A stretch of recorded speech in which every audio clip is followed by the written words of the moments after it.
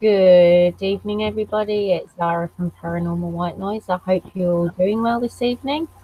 As you can see, I have Glenn with me this evening. Say hello, Glenn. Hello, Glenn. I knew you were going to say that. You know me Uh, so well. I think before we get started with this evening's stream, I'll just leave it a minute or two, let some people come in.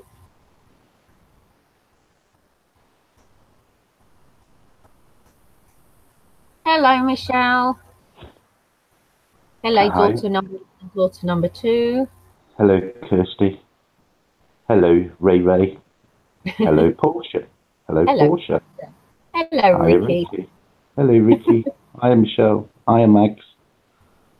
Hi, Jim Bob. Hi, Hi, Tara. Clarabelle. So, if you do see any movement, Hi, Cornwall Ghost Hunting. hi, Cornwall. If you see any movement here, it's nothing paranormal. It's just one of Cheeky's toys. So you may see that moving around. Hi, Uh, Casey. Hi, Casey. Hi. Hi, Casey. And somewhere in the corner there is Ant. And for those that you don't know, Ant is my mum's dog. So I've got him visiting with me at the moment. Woof, woof, Woof woof. woof, woof. For anybody following the football, Russia's equalised in the second part of extra time. It's 2-2. Football. Football's not paranormal. I'll let No, once though. it's true. Hi, I Angela. You're a bit slow tonight, aren't you? I am. Well, I'm allowed my slow days, you know. Yeah, you are. Mm-hmm. So what you been doing today then, Zara?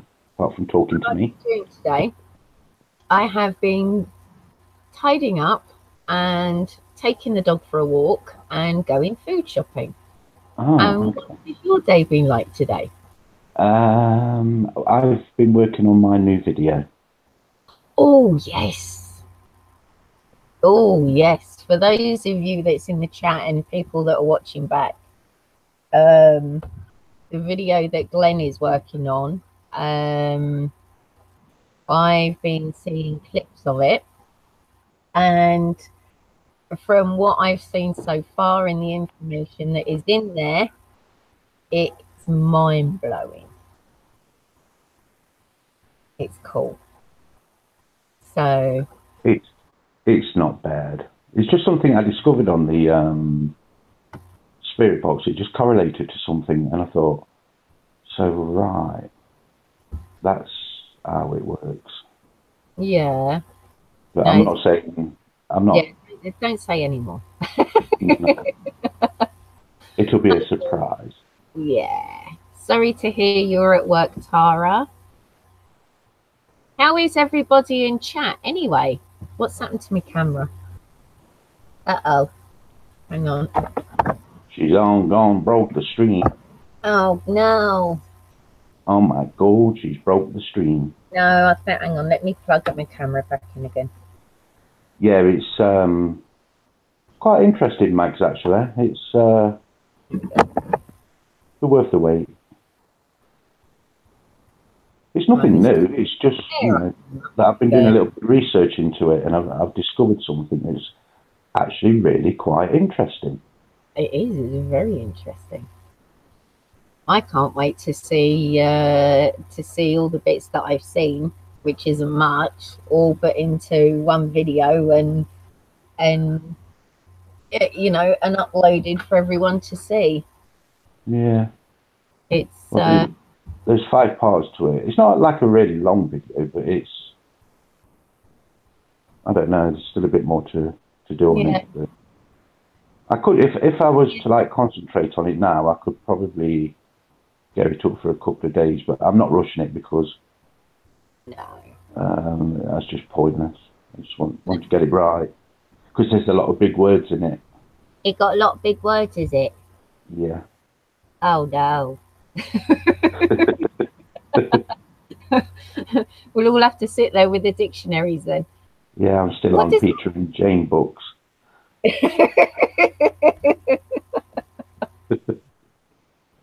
Hi, Angela. my my holiday was lovely, Angela. I Yeah, didn't. let's hear about what you did in that. Let's hear All about right. what Well, paranormal stuff you did on holiday. it's not actually that exciting, to be honest. I didn't really manage to do any sightseeing due to family circumstances. Um, but I did quite a bit of shopping. I had a couple of evenings in town, like up on a hill, having dinner over the ocean, um, playing with cats. Hi, Elizabeth. Oh no. Sorry to hear you've broken your elbow and wrist. Um, what else Who, did I? who's broke Oh, their arm? Elizabeth, yeah. Ouch. Oh, wow. Hi, Brian. Hi, Elizabeth. Yeah, sorry to hear about that. Hope you Um, make a good recovery. yes, thank you. Send in your hearts, Elizabeth. What else did I do? I did actually do a box session while I was in Turkey. I didn't do a session in Ephesus because unfortunately you weren't able to go there and visit. That's where the Mary Magdalene house is, isn't it? It's similar, same area, yeah, but not the exact area. Yeah, that would have been very interesting to hear a spirit Well, box session I from wouldn't. there. It the up at the Mary Magdalene house. It's still a working. It's still a working monastery. Oh, right, okay. So it's not a relic then, like a lot of other places then. No, no, no. The actual house. Well, the house has been reconstructed. It's been restored, not reconstructed. Is it Um, is it actually like a is it actually like a house, or is it something that's like built into like the hillside, like a no, cave type of house? a little two-room hut. Oh, right, okay. Yeah, that's all it is. Is a little two-room hut. And it was restored. Yeah, beautiful, beautiful place. Shame I wasn't able to go back there this year, but hopefully I'm going back next year. So Well, you was actually looking forward to doing a session from that area, wasn't yeah, well, Ephesus particularly. you? Um, well, I did say, well, with regards to your comment, Brian, and thank you very much, Cornwall. Um, I was talking to somebody that lives on the complex my mum and my aunt's house is at, and she's Turkish. She's into yoga, very spiritual, meditation, and also into the paranormal. So I showed her a little bit of what I do. Hello, cryptozoology. Yeah. Um, I crypto. she was absolutely fascinated by it. So she asked if we could do a box session. So I said, yes, not a problem. So the following day, she comes over. So we go out onto the roof terrace and I did a session. The first part, I used the 587. And the second part, I used the Live Ghost Box app on Stream 3, which is the Frank's box. I thought stream 3 was the 587. It alternates. Oh, okay. Yeah, Stream 3 is the one that can change. They change Stream 3 over. Yeah. And on the 587 and the Live Ghost box, we had the name Andre twice on each one because she was asking the name of her spirit guide. I asked where I was, and it said that I was in Turkey. This was using the 587. or was it? It was either what I was doing either one. I can't remember off the top of my head now. But I had Turkey through. I had the name Kusadasi through, which is where I was staying. I also asked which queen sister was up at Ephesus, and it came back Cleopatra twice, which is actually part of history. That is fact. Hello, Mr. and Mrs. Death Reaper. Hi, Spring and Ryan, whichever. I was trying to think of the name. Yeah, it gets confusing when you've got Mr. and Mrs. You don't know which one it is. You don't know whether it's Ryan. You don't know whether it's Spring or probably both of them. I don't know. I know. What else did I get? Oh, she was asking a question in Turkish when we were running the live ghost box, and straight away she had an answer in Turkish. And we also had the name of her brother, but I can't remember which session it was on.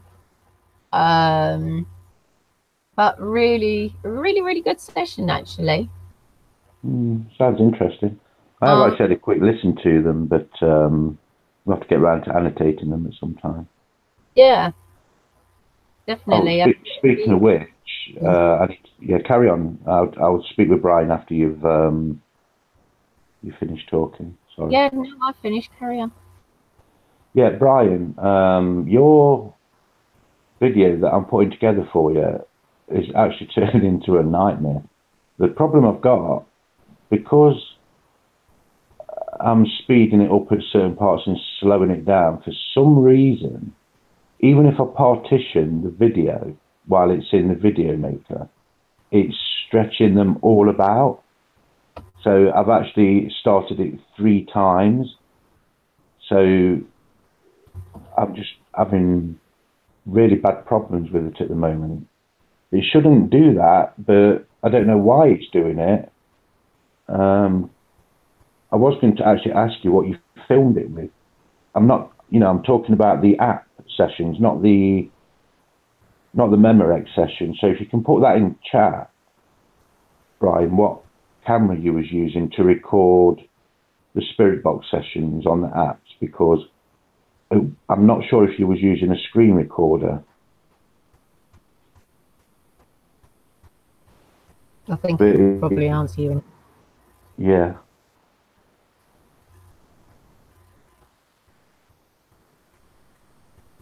TikTok, TikTok, TikTok. Well, there's a couple of things that I wanted to bring up this evening. And one of them is actually I was talking to somebody today. I'm not going to mention their name. As they're having problems at home and they wanted some advice, and one of the they're saying that one of the spirits that they have, it is negative.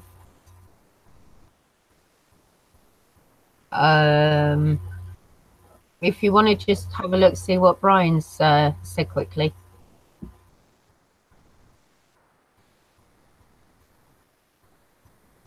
Right, so for the app you was using screen recorder.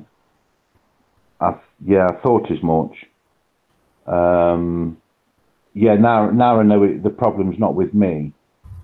For some reason, when you put screen record through KineMaster and you try to partition it to slow things up and slow it down so you can get a better grip of like what the annotation's saying, it basically moves everything, even if you partitioned it. I'm not quite sure why it just does that on screen record. I've no idea. But that is actually the reason, Brian, that I've not sorted your video out yet, because, like I say, I'm having to restart it. But now that I know that the problem doesn't lie with KineMaster, because I have actually been having problems with KineMaster myself just recently. And I just thought it was something else that KineMaster was doing. So I wasn't sure if I'd have to like download it again. But now I know that it was the screen recorder, that's fine. I know that the problem's, not with the software.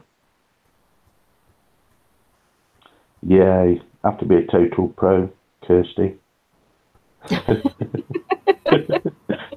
don't know if you're on about me, but you know, No, I'm they're not a just pro. saying about where I've got my pen and my pad here. Oh right, yeah. Okay. So what was that conversation you was having, huh? I know it's Well, I'll just mention it again in a minute, but before I do, Elizabeth, thank you for popping in, and I wish you. I can't think tonight. I thought it glitched then. I thought, oh, my sound's gone. It's like total like blank. Well, you don't want to Yeah, be wishing condolences. You just want to be wishing her to get well soon. yeah, it's just like zonk, zoning out. Yeah, but no, it was the person that I was talking to. They were saying about a negative spirit that they may have at home. And I know that I briefly spoke to you about it earlier on, but I just wanted to sort of talk about it on the stream. Hi, Oh, Matt. right. So yeah, I'm with you now. That was that conversation we was Yeah, having this morning. yeah. Hi, Yeah. Vegas. Uh, excuse me. And it was, if the sort of general piece of advice for everybody. I know I've spoken to Glenn, obviously, where Glenn has got like over 30 years experience. He would be the person that I would go to if I need any advice. Um, if you do find that yourself or somebody that you know or somewhere that you're going to um, investigate has got some type of negative spirit, especially if you're going to be going back more than just once, is try and see if you can talk to the negative spirit entity, whichever that you want to that Yeah, you it, that, yeah, it that you didn't. call it. Yeah, people tend to like jump to an assessment before they've got the evidence. Basically, it's you know a lot of people seem to think that angry spirits are demonic or demons or something of that ilk, and basically spirits can, if they're trying to get a message across, they can become impatient. They can be angry because they're trying to communicate with somebody, and they're just not getting through to them. So Mm, they can become bitter. As in life, as in death. We're the same. But I think first off, what you've got to do, instead of just jumping to conclusions and coming up with it's something evil or whatever, it's always best to just take time out and just concentrate on that one spirit. Establish who this spirit is if possible, either via EVP or just doing some research if it was somebody that may have passed away in the property. And just sit quiet there, and think about the spirit. Talk openly to the spirit. See if the spirit will come forward and just give you any type of information, instead of just, jumping on the fact that it may be something, that's evil. That's the way I would go with it. And I wouldn't just ask the once. I would, probably do quite a few EVP sessions over a period of time mm, to basically try and get the facts of, who this spirit was. true. Investigating is, it's not like pack your equipment together and just go out. You've just got to keep persevering and going back. I've got many investigations that are still open, and a lot of them which will always be open. Because sometimes you can go to a place where where there are spirits, but you may not get anything at all. It might take a few goes, a few nights or a few weeks or even months. I often think that time moves differently, where the consciousness of spirit is. So, you know, they don't adhere to timetables, and they may not be there all the time. So it's always worth like establishing the facts of like who the actual spirit is to begin with. Mm. Hi, Vanessa. No, yeah, you're quite right there.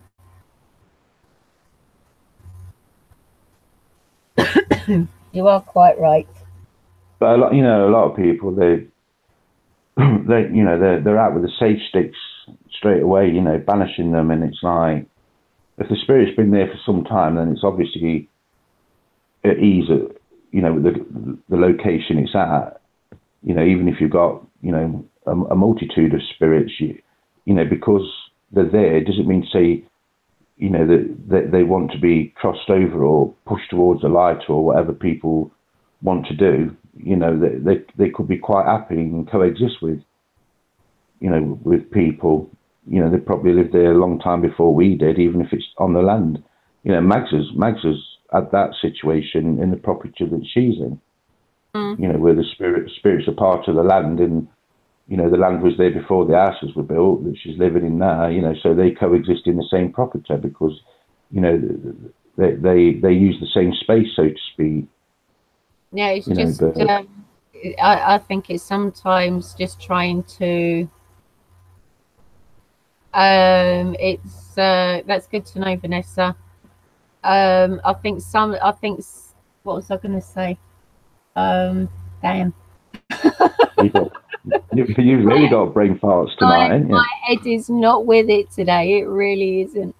Um, Yeah, Vanessa. While Zara's getting a brain in gear, Vanessa, you want to it's gone. It's gone. Don't worry. yeah, you want to, you know, keep going back and just trying to get as much information as you can. It's not going to happen overnight. You know, you need to assess, you know, why this spirit is being the way it is.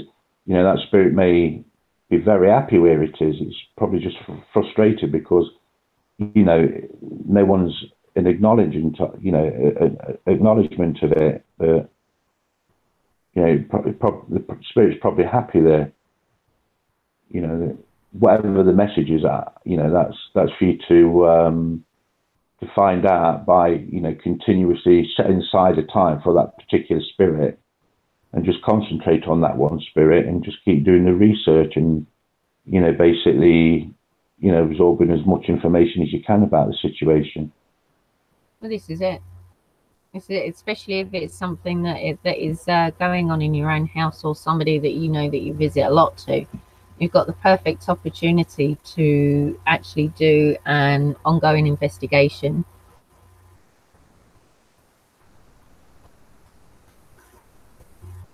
Oh, I've got Mr. Happy Droid in here. Yeah, How you going, Pugs? Pugsy's there.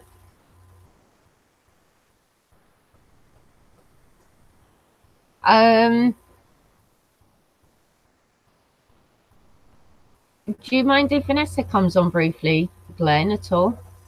No, not at all. No? I'll try and add you, Vanessa.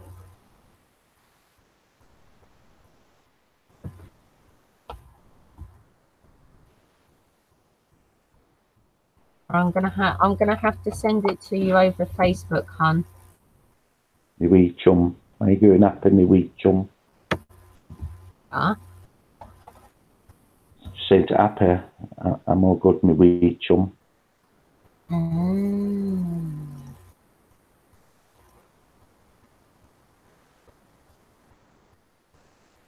Hello, Chuck. Yeah, this heat is really bad right now. It's really, really close where I am. Oh, it's not here. Well, saying that, I've got 27.6 degrees indoors. Wow.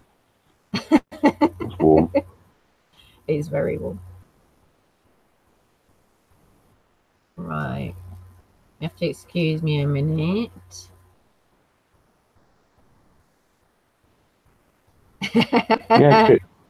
Crypto. It's always worth putting time aside. You know, you just never know what you'll get if you've got spirits. Yeah. You know, find out, you know, firsthand who they are. True. I've got a lady in my place, but she Yeah. won't speak to me at all. Yeah.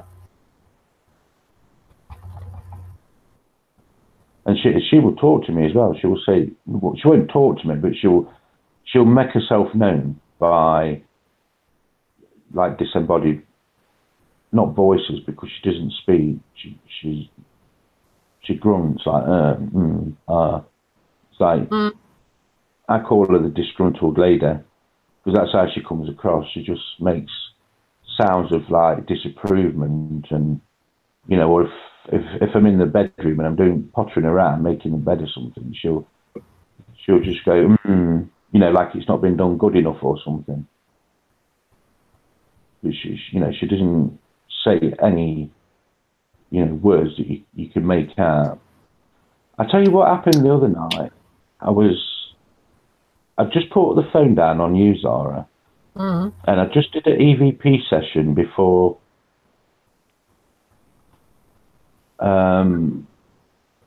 you know I went to sleep. So I got the task cam, and Alfie was on the pillow next to me. Alfie's my cat. Now he was doing the stretchy licky leg thing like cats do, where you put the leg up and they just lick that fur that's underneath the back of the leg. You know, everybody's seen a cat do that. I call it the stretchy licky leg thing. And his tummy was like, because he was like offset slightly, licking his leg, his tummy was like poking out. So I poked it, and the recorder's going. So I poked Alfie's tummy, and he turned around and he just like shot me a filthy look, like, you know, why did you do that sort of thing. It was that kind of look on his face, and then he just carried on doing the stretchy licky leg thing. Anyway, when I listened back to the EVP recorder, the EVP said, "What do you think you're doing?" Did what? He said, "What do you think you're doing?" Like 6 words. Like EVPs, to get more than like one or, you know, 2, 3 words, it's quite rare. But Mm. the EVP said, "What do you think you're doing?" Now, straight away, I thought to myself, was that like the cat's conscious thoughts that came over in that EVP when I poked him in his tummy? Because that Mm-hmm. was the look he gave me, like, you know, basically, what do you think you're doing? When he looked at me, and I thought, no, it can't be the cat's conscious thoughts, like coming over on an EVP. But it, you know, for a moment there, it did actually make me think it was, just by the way it happened. Strange. Yeah.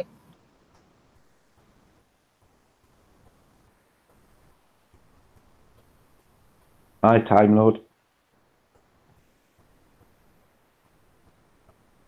Um, I'll send you that link. I'll send you the link as I've got that email, Vanessa.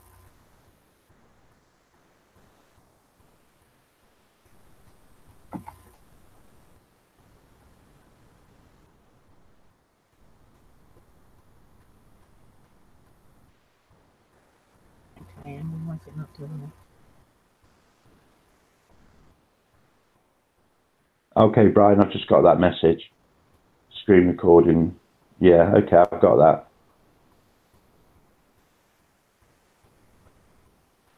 Oh dear. Right, okay, Brian, I've got that, pal.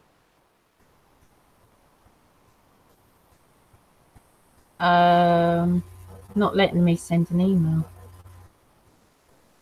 Hang on, let me try it like this.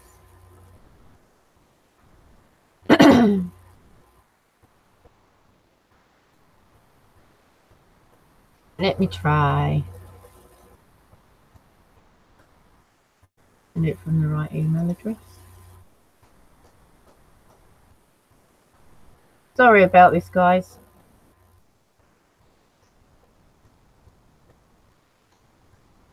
By the way, Croatia's knocked out Russia 4-3 on penalties. So the host nation is now out of the World Cup. Oh, well, never mind.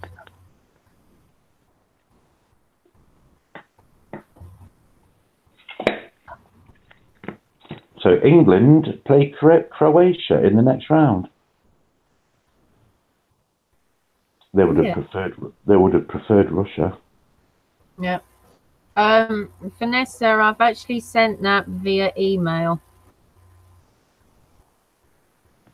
So you should actually get that. And if it doesn't work, my dear, then what we can try and do is try and sort something out for another time. Yeah. How did you find that out, Crypto? Did you get information? They said it was 2 women.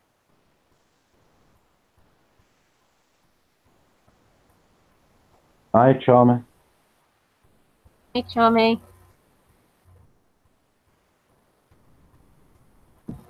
Won't it let you send it through Hangouts? No, it's all right, hon. No, Brian. Croatia's a better team than Russia. I don't know. I think England will probably struggle to beat them, but I think they'd do it.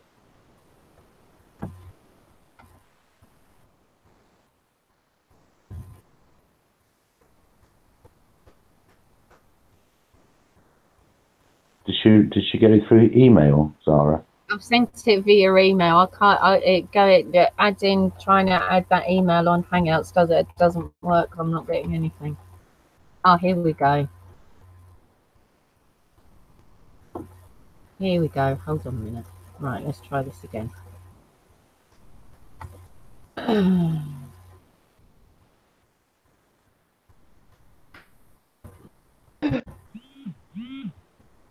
There we go. Hello, everyone.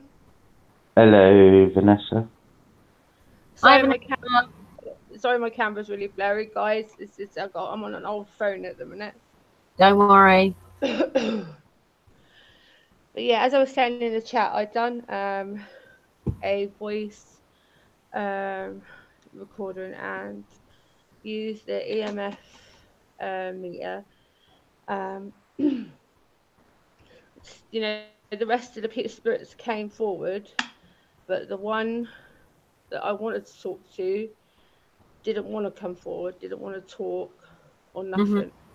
I just kept getting like grunts and you know, like hellos, byes and all that lot, but I didn't get like what I was after basically. Sometimes it can take time. Yeah. So Yeah, just yeah, I was going to say just persevere with it, you know, and Yeah, I single am that definitely. single that one spirit out, and you know, just concentrate on that one for now, and you know, just you know, eventually he'll either get fed up and tell you so, or you know, he's just not going to talk, you know. But I think a lot of the time, you know, what a lot of people fail to do is to, you know, build that confidence, you know, with spirits. It's, you know, that it's vitally important that you know, you get, you know, basically you can get a rapport going between you. So, you know, eventually, you know, that spirit will talk. You know, spirits are like that. You know, it's, you know, some of them can be very, very reluctant to come through at times. So, you know, instead of like trying to pressure the situation, you know, just take your time and just, you know, constantly pay that one attention, that one spirit attention, sorry, and, you know, just like see where it goes from there. Can I ask you, Vanessa, what did you actually get on the EVPs? Well, I started it, I think it was around about 7 o'clock. I sat downstairs because it's like the quiet place, like the quietest place in my house. And so I turned like my phone voice recorder on, and also my EMF meter. I just asked the question, you know, spirit, you know, I'm trying to contact, you know, one that like lingers in my loft, please come forward. Um, and then I said, you know, I want to know like why you're here, and that, and it didn't reply to any of them questions. Then I asked like who else was here, and it came through as one of my family members. Um, and then like the EMF meter was just going absolutely insane. It was going crazy. Yeah. So What AMF meter? What meter was you using? A K2? I think it's that one. Yeah, I'm not sure. Yeah. So you know, like when you said you got your family member through, what did you get then? The name of that family member. Yeah, yeah. I got my cousin Stephen. Sadly, he took his life nearly 2 years ago now. He comes through like a lot. Also, my nanny and my granddad are here, and also my two little great cousins that passed away when they were babies. Right. Okay. But Yeah. you've had no names at all from that No, not spirit that's a from little bit. no, not from them two. Only my cousin Stephen is the one who always says his name. Always. Right. So have you tried asking, you know, one of the other spirits that you talk to a lot, who this other spirit is? Because Yeah, you know, we, often other spirits can help. yeah. I did ask my cousin Stephen basically if he knew the name of it, uh, but then his reply was basically stay out of the loft. And I Hmm. said no, I can't read the name of it, but he wouldn't tell me. Yeah, I'd ask like the other spirits as well, you know, because spirits can be Yeah, deceiving. You know, they can. Yeah, they don't. You know, sometimes many I've heard it so many times where a lot of people build up a connection with certain spirits, thinking that it's family or yeah, friends that have passed away, and you know you can basically catch them out in a lie. You know, trick them by yeah, just inadvertently asking like the wrong, you know, the right type of question, but expecting a different answer. You know, and some spirits do, you know, do that. They, you know, they will deceive you just yeah, because they've got your attention. yeah. I agree, You know, definitely. so you have to be really careful. That's why it's always best But I to asked him, try and get what, like I personal said, information.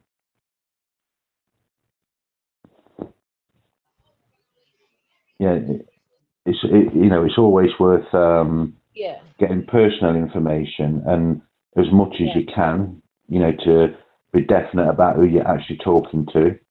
yeah, definitely. Well, I asked him a certain question, and uh, he was the only one who would ever call me this name. And I asked him, you know, if this is you, what did you used to call me when you were on this side of the world? And he told me exactly what he said, exactly spot on. Yeah. But I did ask him a question. I was like, well, why did you leave? And then his response was depression. Oh, so he committed suicide then? Yeah, he did. Yeah. He took his life just over 2 years ago. Um, his body was like really badly decomposed, so they wouldn't let us see him. So it was a closed coffin. Right. Um, Okay. and yeah, because basically me and him, like, as family, we're always close. Always calling and make sure we're all right and everything like that. And then this particular day, he kissed me on the forehead, telling me like, he loves me and stuff, and he'll see me soon. I'm like, okay, thinking nothing of it.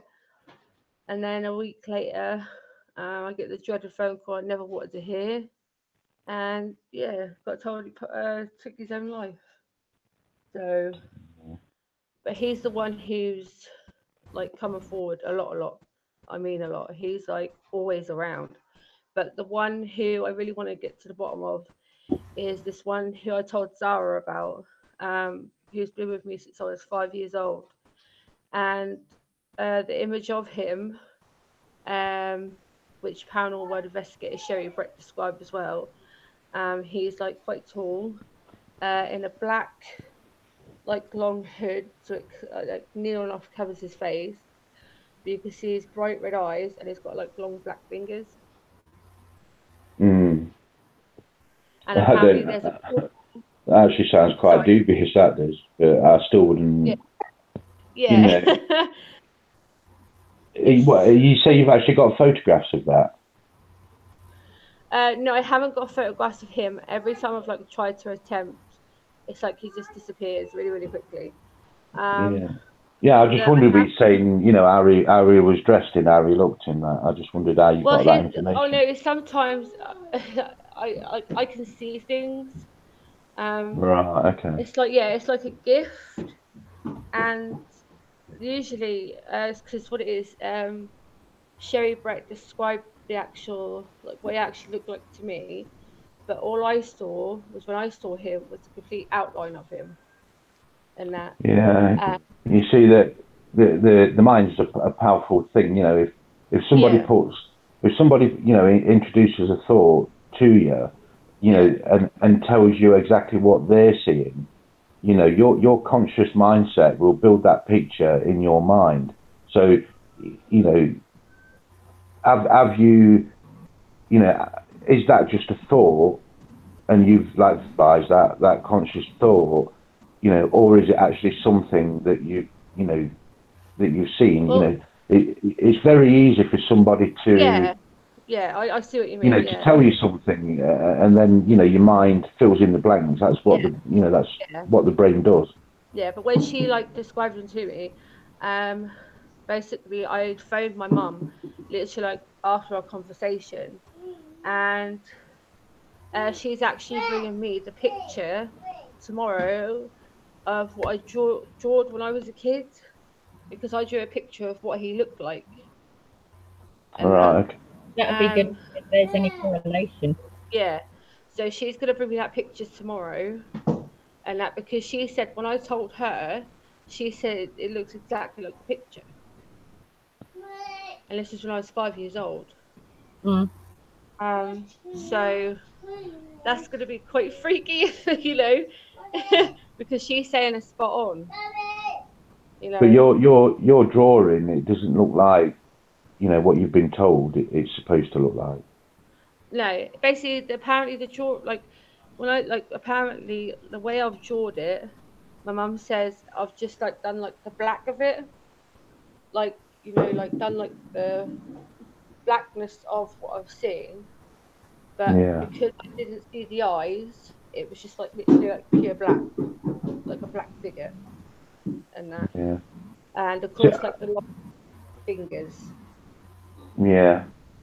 So it's going to be interesting. It really is because it is kind of freaking me out. Um, But I go on the supposition of, you know, getting your own evidence yeah, of that's what who I'm that going to spirit do. Yeah, actually is. You know, as I say, it's very, very easy for somebody to put a thought into your yeah, mind, yeah, definitely. and then take it from there. You know that could be one reason why he's angry. You know, because he's been portrayed as one thing. You know, as somebody else sees him, but you know, if he's been with you since the age of 5 years old, you know, he could be angry Yeah, because he's basically saying, "Well, I'm not actually like that." You know, yeah, Mm. because yeah, one thing I will tell you in the paranormal, Vanessa, is um, basically some people will, you know, no disrespect to anybody, but people will just tell you anything, yeah, you know, without any basis of fact, yeah, you know, whether they're gifted or not, you know, and that's why you know, we've got a lady in chat now, Kirsta, Unicorn 3, like, you know, yeah, I've seen her work, so, you know, and I've been in the paranormal for a long, long time, and you know, I will, you know, I won't hide the fact that I am extremely on the, you know, skeptical and on the fence where mediums are concerned,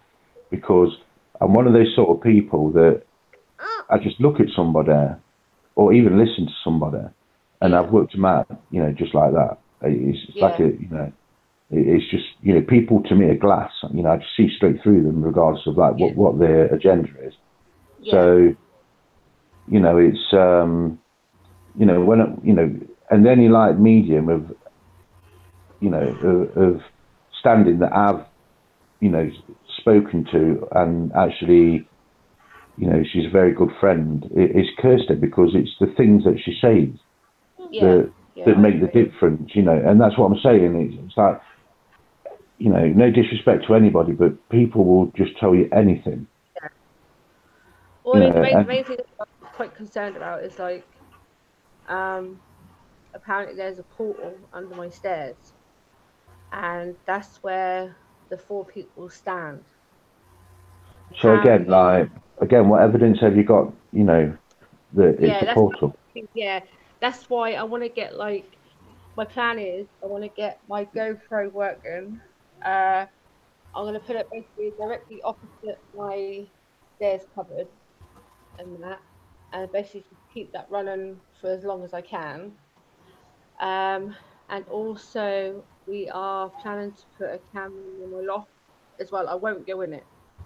That's one thing I refuse to do. I will not go in it. Yeah, Um, you, if you're setting up cameras, you know, lock them off, and, you know, just put trigger objects there, and then, yeah, you know, ask the spirits if they can actually move any of those objects. yeah. But Well, it's like, personally, that's something I'd do, yeah, yourself, so yeah, you know, that yourself, that you know, that nobody could have moved anything. yeah, exactly. That's what I wanted to ask you actually, because you might know the answer to this. Um, it's like every time, like my partner goes out because sadly I've got like this long life illness as well, and sometimes like days where I just literally can't move, my back will freeze, my legs will freeze, and I'm laying in bed, and all of a sudden, like, I always have like my headphones on, and like listen to music or something, while he's out. All of a sudden I'll hear this on my bed, but like a thump on my bed twice, It all the could be that time. somebody's trying to actually get your attention. Yeah, that's what it sounds like to me too. Yeah, That's that if what I said, what I would, okay, I'm no experienced person in the paranormal. I'm still very much at the beginning of my yeah. journey.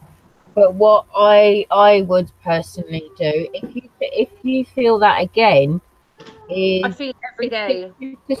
just to stop your music, whatever you're listening to. Yeah, If you've got like a recorder on your phone, just press record, and then just start talking. Just say, I you know, I you're trying to get my attention. Is there anything that you want to tell me? yeah, Do you want to tell me your name? But like I was saying to you earlier, is um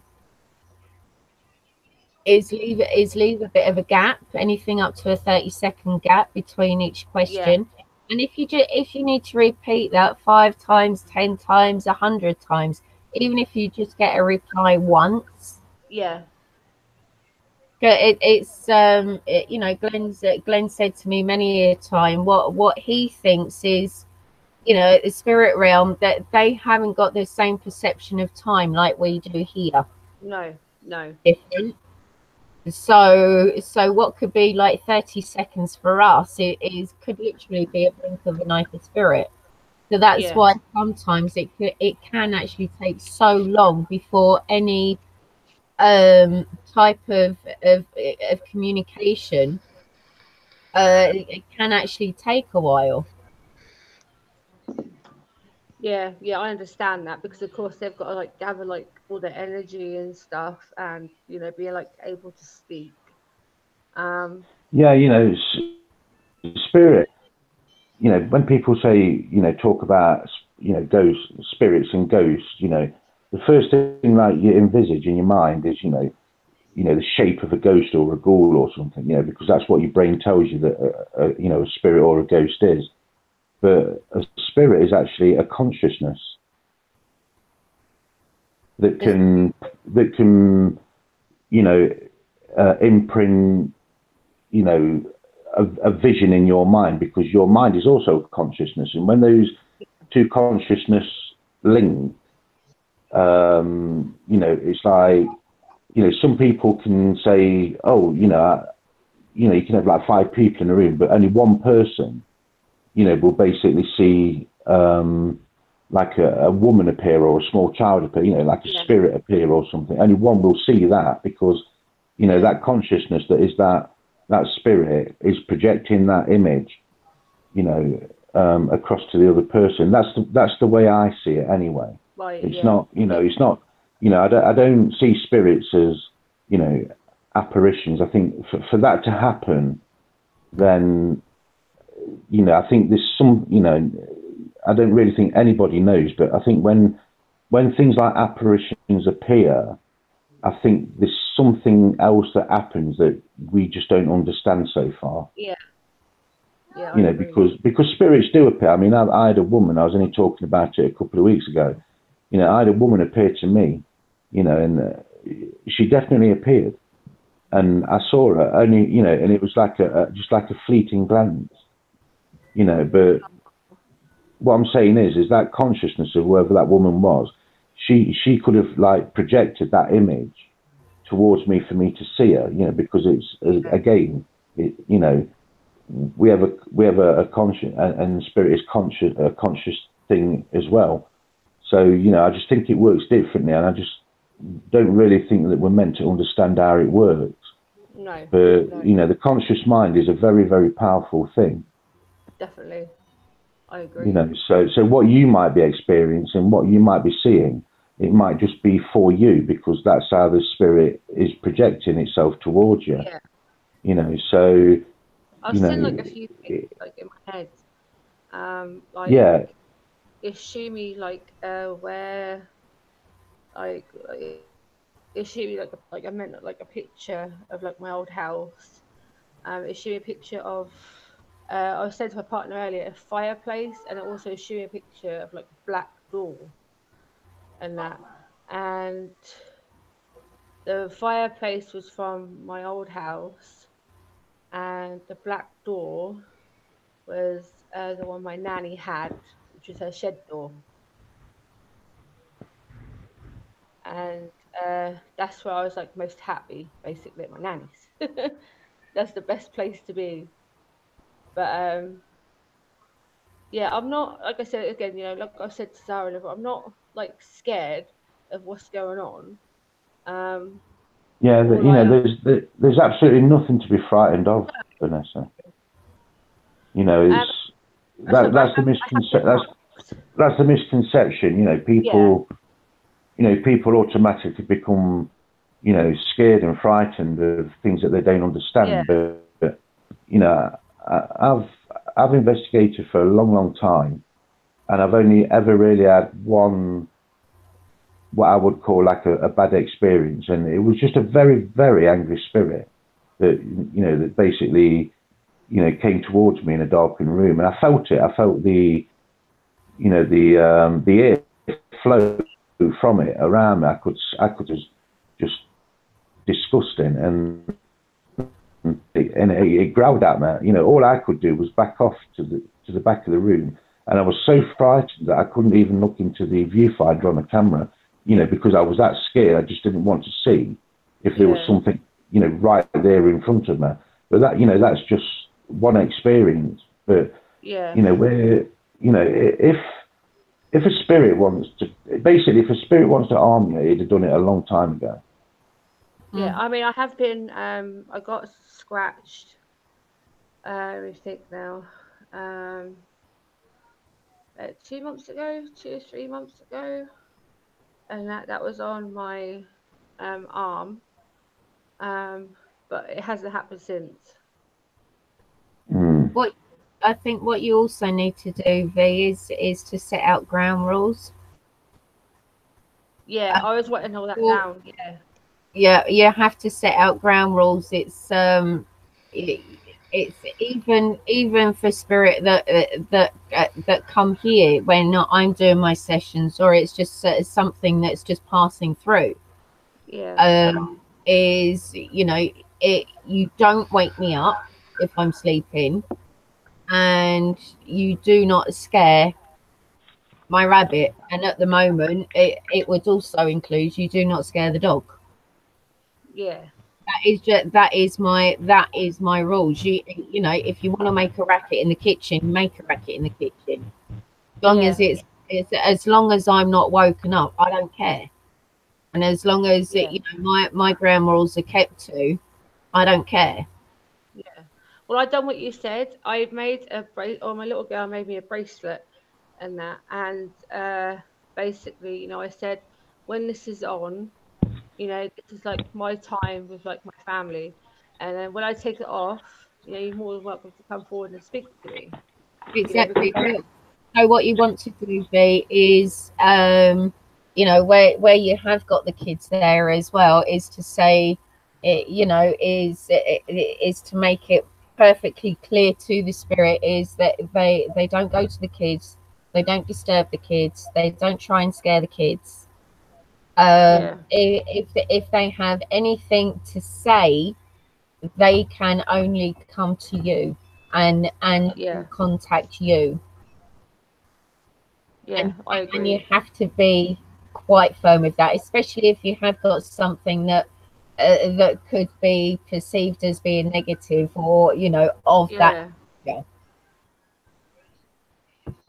no, I agree. I agree. It's like I've you know I have like said you know you're not like to go in my little girl's room. You're not to like basically go like anywhere near her. You know, mm, um, and it's really weird though because it's like nothing will happen if my partner and my daughter are in the same room as me. If they're yeah, not in the same room as me, that's when it will happen. I'll get bangs on my bed, and I always like check my partner. I'm like, "Oh, did you shut the door?" Because usually a vibration comes upstairs. And he's like, yeah, "No, the door's locked." He goes, I haven't touched the doors." I was like, "Okay." But then as soon as you come up, nothing. That's when I'm left alone. Stuff will happen. yeah. Well, it's even like with Kev, if he's experienced anything, he has to let them know as well that he has to give them his ground rules as well. Yeah. He was So saying, Kev, who is it you said you saw once?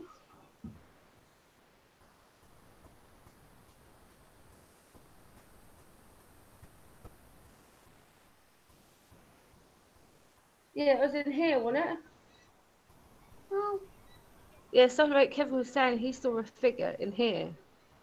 And mm, I think he was saying it was here for like about 3 or 4 seconds. And then it hmm like just vanished on him. But for the last like month, you know, I've been seeing like there was like a tall black shadow standing in my bedroom door. hmm I was seeing legs run past my door, just a pair of legs, and that. And then the other day, I said I thought my partner come upstairs to feed my iguana, and that. And I was like, Kev, I go, oh, I go, thank you. I go, you know, because they say thank you for feeding the iguana, and that. And all of a sudden, they go, who are you talking to? I go, well, you're upstairs. He went, no, you're downstairs. And there was hmm nobody up here, but yeah, I saw a figure come straight past here. Well, another thing you can do, especially if you want to protect the kids' bedrooms, is and if Sherry's coming down, she can help you with this as well. Is Yeah, you you salt the windows, the windowsills, any mirrors that are in the yeah, room, and you put a line of salt also across yeah, the in front of the door, you know, sort of the door yeah, frame. And what you can also do, even if you've got very small shavings of amethyst, because amethyst is really good for protection. yeah, Even if you've only got very two small, a couple of small amethyst stones, it's just having them sort of maybe either side of the door frame and maybe one in the middle, yeah, and Yeah. it's a bit of salt. Uh, What you don't want to be doing is jumping in there with a sage stick because you know you I'm can not most saying, and I'm saying sort of to keep. like a safe zone for the kids if there is any Yeah, activity. yeah. That Safe. just shows, you know, that's just a physical boundary line. You know that the But you yeah, know that that's the what I'm spirits have to saying. adhere to as, you know, a rule.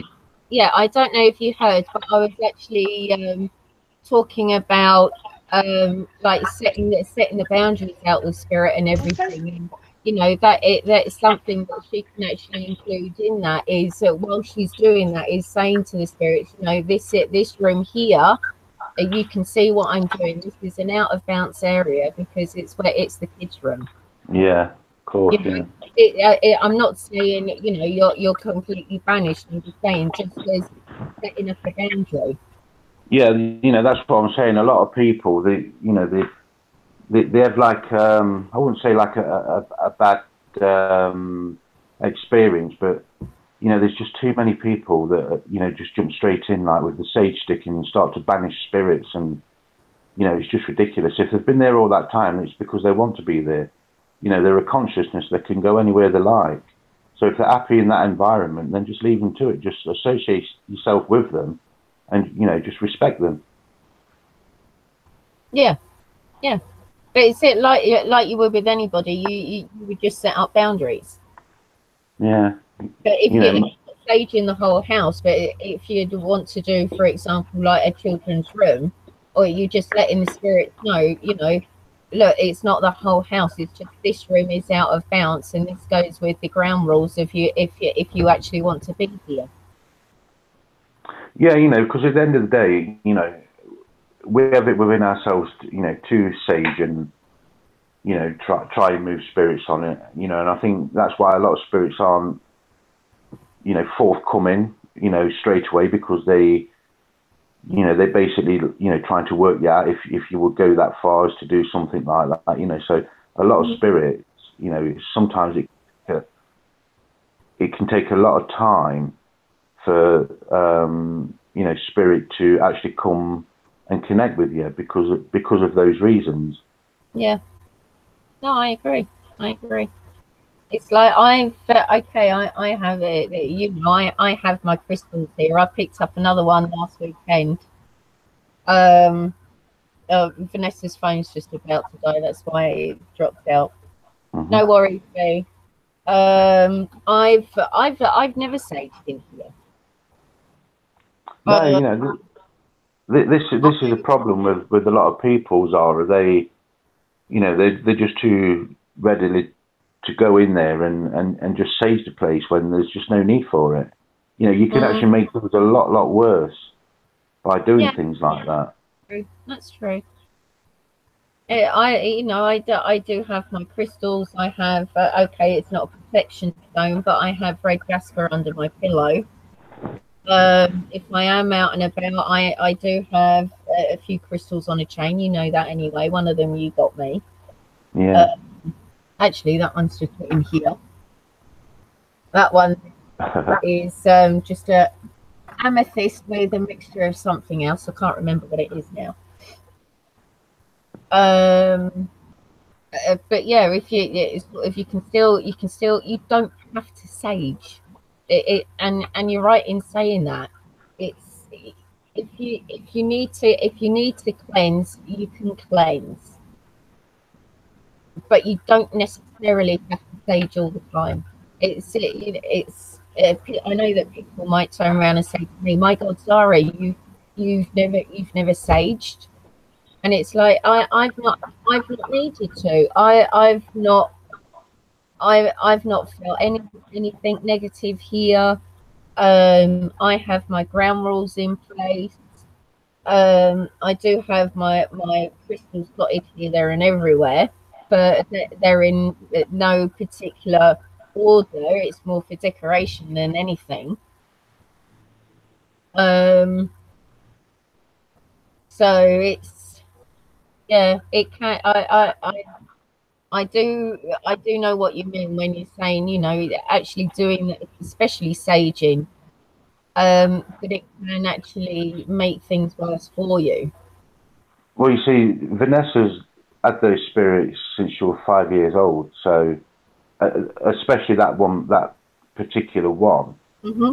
you know, I don't know. I don't quite know how old she is now, but obviously she's lived with that spirit for many, many years, and you know, she's she's coexisted with it. You know, nothing bad has happened. It's just right now it just seems as though that, you know, that one particular spirit is basically, you know, trying to make itself, you know, more prominent, more known.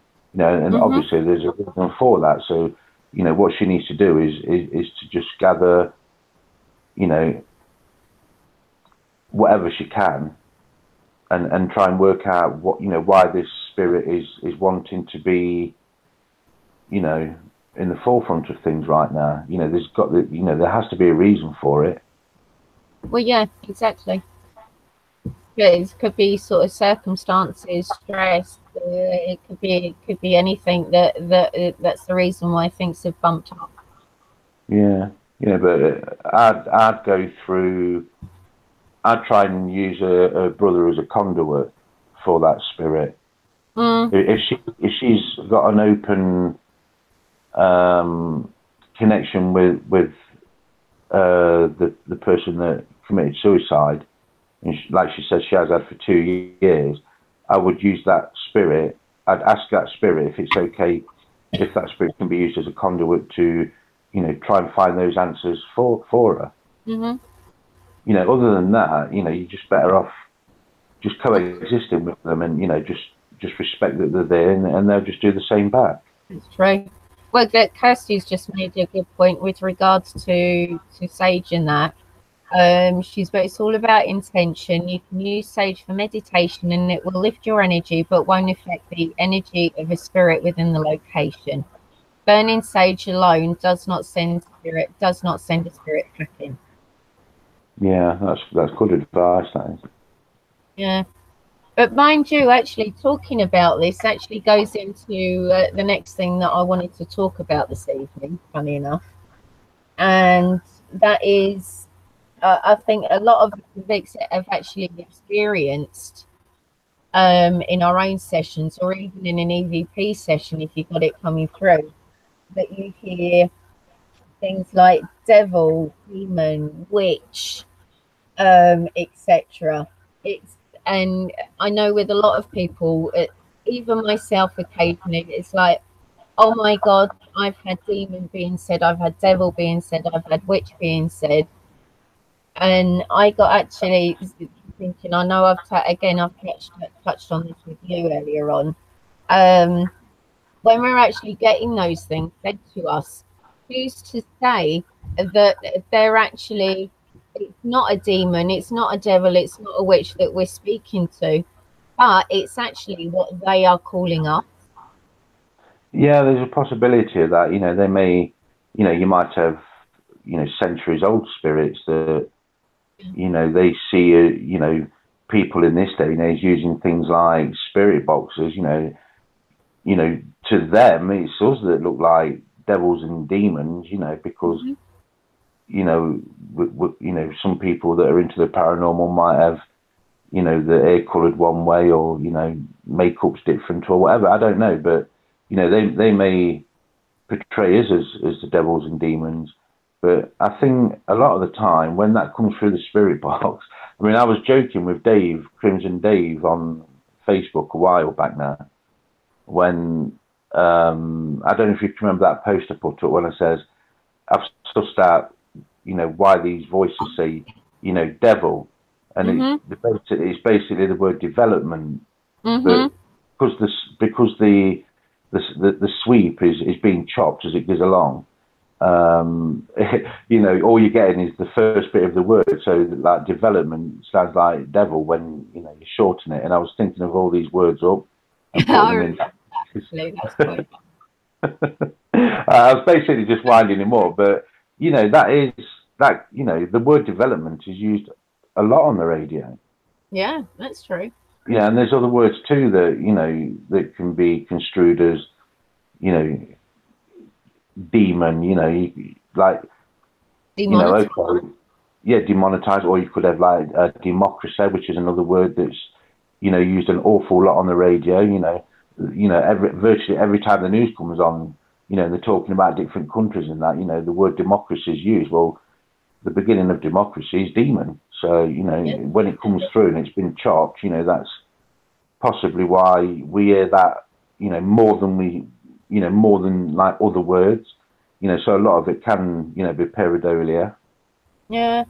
Well, it's like you know where you actually touched on that we could be called devils and demons because we are speaking to century-old spirits, and I think so. I think some of it, and even I'm guilty of doing this, is when we're talking to spirit, we automatically think that the spirit is going to know, okay, it's 2018 or whatever it is year, and they're actually going to know how we're conversing now to the way that they used to converse in the old days. Yeah.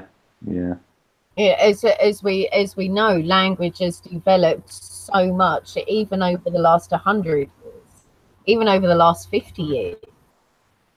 Yeah, that's very true. It's changed so much. There's a lot of words come through the spirit box that can be misconstrued. You know, that's why I've started using, you know, software to, you know, see if there is continuation of words and things like that. Mm.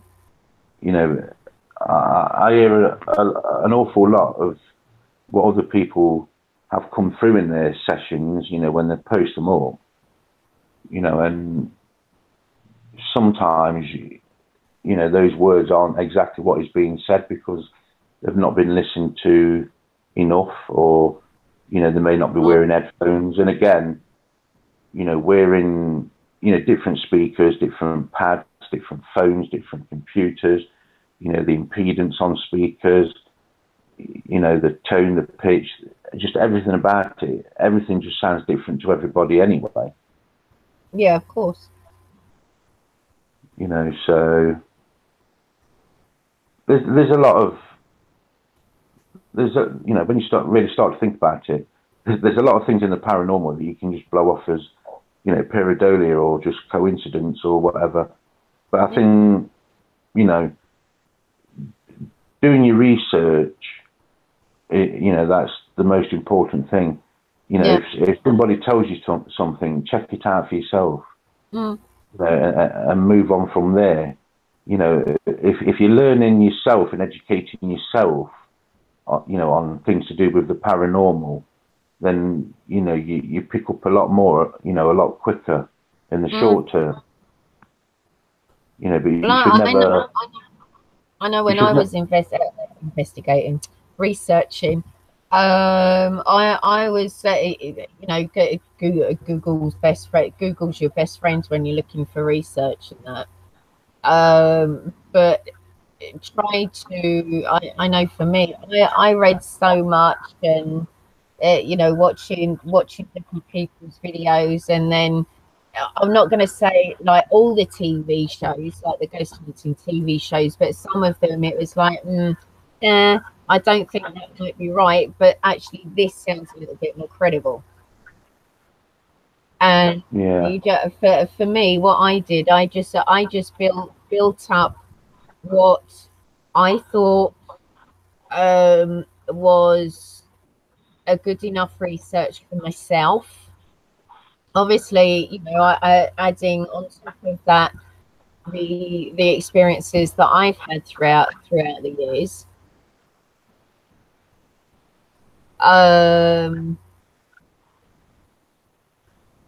So it's, I know that research has most definitely helped me, and not just, you know, not just sticking to the one person, but getting a broad spectrum of people's views and opinions. Yeah. It's hi Kate, hi John. I miss you chat there. I've just got my chat back. Well, Katie said, any thoughts on objective and subjective messages? Meaning objective could be agreed on by most, while subjective is a personal message for the listener operator. Yeah, it's all up in the air, isn't it, really, Katie? It's like, it could be one or the other or both.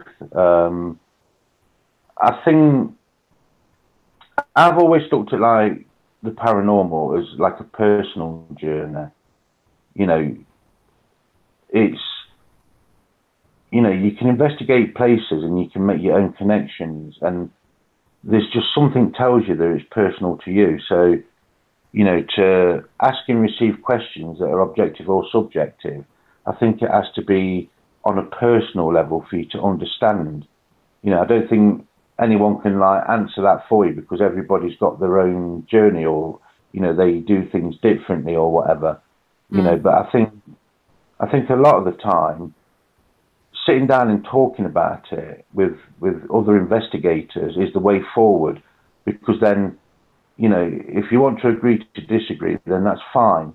You know, and there's basically not enough of that going off in the paranormal. You know, I look around a lot and I see a lot of people basically, you know, dictating this and dictating that to other people. That's subjective thinking, you know, because they're putting, you know, thoughts and things into your head that, you know, that is their belief, you know. And that's why I always say, you know, if you're going to do the paranormal, try and make it, you know, a more personal journey for yourself, so you can discover the difference between something that's subjective, you know, and something that's objective when you're actually investigating.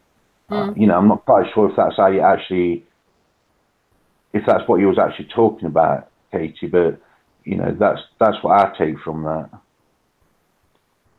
No, I think I would agree with you.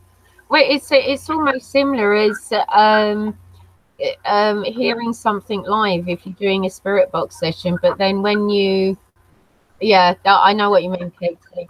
But yeah, on hearing something back, it's something completely different. Right, yeah. I've just seen what Katie put there. I'll just read it out, and it's like she means sometimes people annotate something I don't hear, but never dismiss it because I feel it may be a personal message for them. And Yeah, I completely agree with that.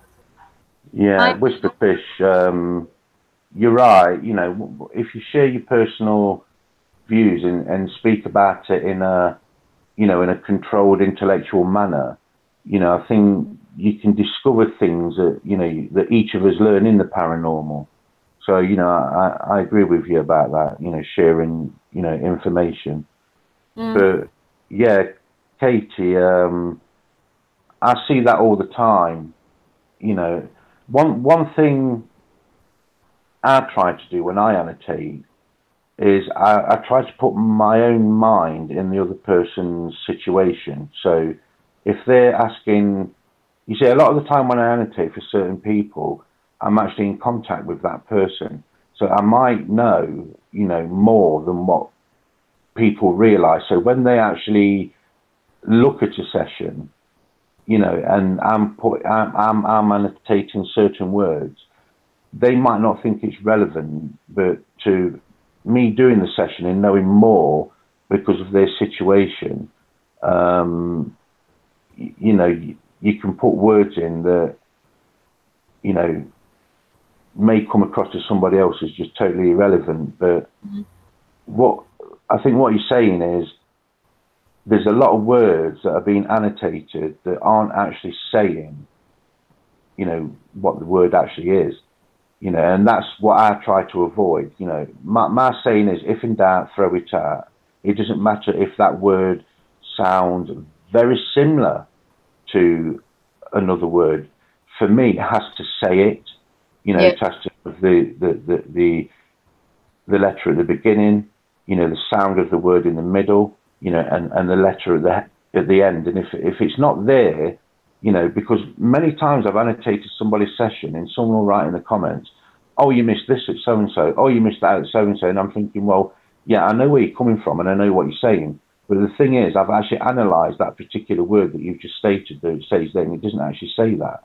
You know, so a lot of the time, you know, a lot of annotations are subjective and too much of it too. You know, so you're just better off if the word is as is and it's definitely saying that word, then that's fine. But you know, sometimes if it's a sentence, you could maybe get away with a little bit more because you know how a sentence should sound and it's built. It's not a single word. Single words are often the most difficult ones to annotate, you know, because Well, again, even we've had arguments over single words before. yeah, you Like, know, it's like me and Zara will annotate, you know, say like one of Zara's sessions, we'll be going over it and she'll say, oh, it's saying this now. I'm saying, no, I can't hear it. And we'll end up like having a little tiff. And we just come to the conclusion, if I don't know what it really says and Zara doesn't, just leave it out. yeah, You know, that's so true. it's pointless being subjective with that word because you're just basically forcing, you know, a word that sounds like it, but it actually isn't. And a lot of the time, people can be fooled into thinking that there's more going off than there really is. I think actually Brian's just got a really interesting comment. Live ghost box sessions, Glenn, and people hearing different messages, but the same signal leaving the ghost box when it does when does the spirit attach itself to a live ghost box so you can hear its message? Right. So like one person hears one thing and another person doesn't. Sometimes, not all the time, but I think sometimes when spirits speak to us, it is for us. It's not for anybody else. So what one person hears, another person just cannot hear at all. So I think sometimes it's like a personal thing. Yeah. You know, I've annotated words in sessions many times. When I've gone back over it, that word has gone. It is like that word has completely vanished. It's like it was just never there. Yet, you know, I've listened to it a dozen times. I've gone over it a dozen times, and I've annotated it in, and then I've gone for like a final check, and that word is either changed into another word or it's just gone, and that happens quite often. Well, that's happened a couple of times in one or two of my sessions that we've gone over. It's been there the whole way through, and yet we go over it and it's like, hang on a minute, I swear that said that, or you know, it's like, no, that wasn't there before. Yeah, the Laurel and Yarny, Cater, I'm telling you now, I've listened to that, and to me, all I hear is Laurel and Yarny. It never ever sounds the same. I think Kevin Imes, he put a video up with that in, and He did, didn't he? yeah, and I was listening to it, and I'm thinking, no, Kevin, it's saying Laurel and it's saying Yarny. Like the two, just for me, you know, and that's just my hearing. So I actually hear the words that are meant to be being said to me. They don't cross over, and they don't change. You know, Yarny sounds like Yarny, and Laurel sounds like Laurel. So, you know, and when I listen back to that, I'm thinking to myself, well, is it just me and my perception of those words that I only see those words, yet somebody else, you know, they can look at those words and, you know, they listen to those words, sorry, and those words will change for them, yet they won't for me. And I've done that test a few times. And I think it's the same with words on the spirit box. You know, what one person hears, another one doesn't. Again, a lot of it is down to different size speakers, ohmage, impedance, what brand it is, whatever, you know, that accounts for a lot of words that are misconstrued that people annotate in sessions. I think it also takes in it's also how the listener actually perceives those words that they're actually hearing to, because obviously we don't all hear everything exactly the same. Yeah, accents as well. Accents as well. Yeah.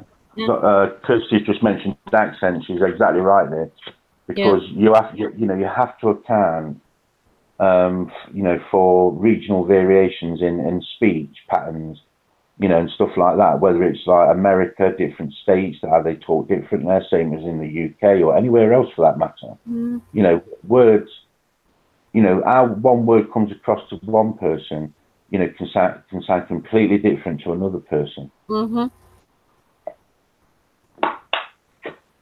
But that's a good point, that is, Katie. It is, actually.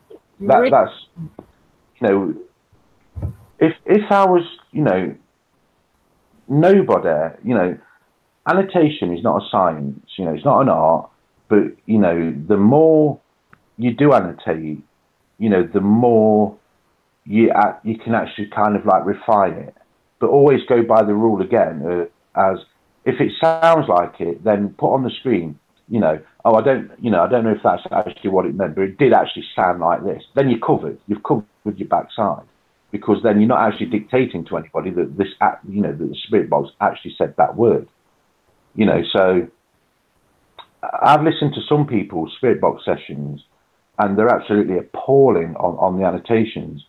And I also listen to like a lot of spirit box sessions where I think, my God, how did they miss that? It's so obvious. Mm. You know, but that's exactly what it is. That, you know, that is, you know, listening to a spirit box and annotating. You know, it's not a science. It's something you can only do to the best of your ability to try and get it as correct as you can. But some people will try and mislead others into believing that this is what it's saying when it's actually not. Mm. And Actually, it's very difficult, because annotations, you know, like I said, it's just not a science. You know, yeah, all you can do is the best you can, you know, with the equipment you've got. You know, and true. that's why, you know how I annotate, Zara, and I'm a stickler for getting them words Oh, right. And, oh, you know, and I'll admit to anybody that, you know, you know, this, you know, sometimes you just, you know, no matter how hard you try to annotate the correct words, it's always going to come out to somebody else sounding different. yeah, of course. So the more you can get those exact words, you know, that literally say, you know, how it's actually spelled, you know, like that session that I was doing, that live stream session where I had Brett Shepherd's name said, Mm-hmm. like, you know, it said Brett Shepherd. There was no disputing it that the spirit said Brett Shepherd. And then a little bit later, it said Crimson Angel. And Yeah. then it says, we're disappointed in you, Dave. Now, I slowed that down. And that, you know, and I separated those words. So I wasn't listening to it in the sequence of the, you know, of the sentence. Those words were split, Mm. you know, where it said, like, we're disappointed in you, Dave. So it said, Crimson Angel, we're disappointed in you, Dave. Well, Crimson Angel is Dave. Now, that sentence was split, you know, and I looked at each word individually. So it wasn't running in sequence, because very often, again, it can be subjective, that it sounds like something when it's really actually not. You know, and that is one of the biggest mistakes that like people make when they annotate, because they will annotate like a sound that sounds like a word. Mm-hmm. You know, so, you know, I But mean, for a full explanation of it, if anyone goes to any one of my videos, in the description there's like a big essay that literally explains everything that we're talking about here. mm, You know, so you know, basically what I'm saying is, what I hear at that time when I'm actually annotating that session is what I hear. You mm, know, and then I've made all my excuses as to why, if it doesn't sound like that to you, then, you know, that's just what it's all about. You know, that's what annotation's all about. You know, you can't be, nobody can be correct 100% of the time. You know, it doesn't matter who you are, oh, because oh, something will always sound different to somebody else. yeah. Well, Katie's just put two really good comments in the chat. She's put, it's interesting to go back and review an old annotated session and you don't hear what you originally did. And it's just like, why? Well, obviously, it's like we've said, you know, things can actually change, but that is interesting. And even I've gone over some of my old sessions and thinking, well, hang on a minute. And also the other comment that she made, and it's actually practically more or less what you just said. 100% success rate is impossible, and Glenn is correct on speakers, impedance, etc. Yeah, you see, you know, Katie's right there. You can't, you know, it's impossible to be 100% for anybody, I don't know who it is. And again, Katie, I've annotated sessions that I've gave up on for the simple reason I'm constantly going back and it is constantly changing. There's just no explanation for it. I'm using the same software, the same equipment, and it doesn't matter how many times I go over a session. Every single time I go back, I'll annotate one thing, and then I'll go back again, and it's completely changed. I'm not saying like, a couple of letters at the end of a word or something. I'm talking about the entire words have changed, or the entire sentence has changed. And on some sessions, you know, when you put them out, you listen back to it and you think that didn't say that. So it doesn't, it doesn't matter, how much, experience you've got in annotating. It will always sound different to somebody else. But there are certain people that will just annotate rubbish, and people will just pat them on the back and say, that's brilliant, that's fantastic, oh, that's awesome session. When I'm looking at it, I'm thinking, why aren't these people just being honest, and say, look, I've gone over your session and basically it's, what you're annotating, I just cannot hear. Honesty is the best policy. If somebody come to me and they turn around and said, look, like, you've annotated this, but, I've gone over it like a dozen times and it doesn't say that, that's fine. I'll be the first one to put my own opinion and say, look, maybe I did get it wrong. But to me, it still sounds like that. To you, it might sound like something else, and that's fine too, but you've got to cut out that stretching it and that, just making out it's saying something when it's just so obvious that it's not. All that has to stop.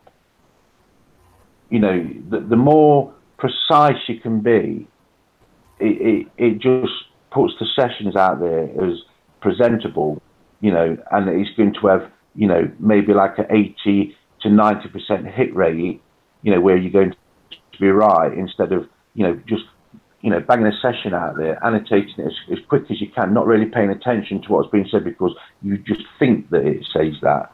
You've got to be a lot more accurate than that, And right now, I see a lot of people's annotations that, aren't even like 20% correct.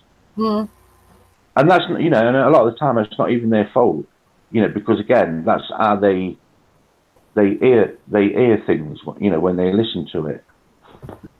But for me, like noises, bleeps, that, some people put in as words, I don't do that.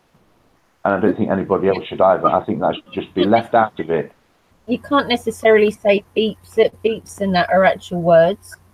Yeah, and I've heard like a static burst in someone's made out it said devil in it. It's a static burst. But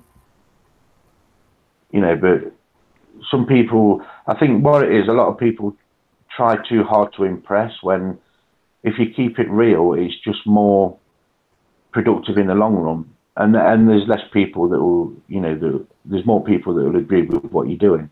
Well, I think also as well, when you take annotating is extremely difficult. And you're interrupting me. Sorry. That's all right. It's not the first time tonight. Okay. Okay.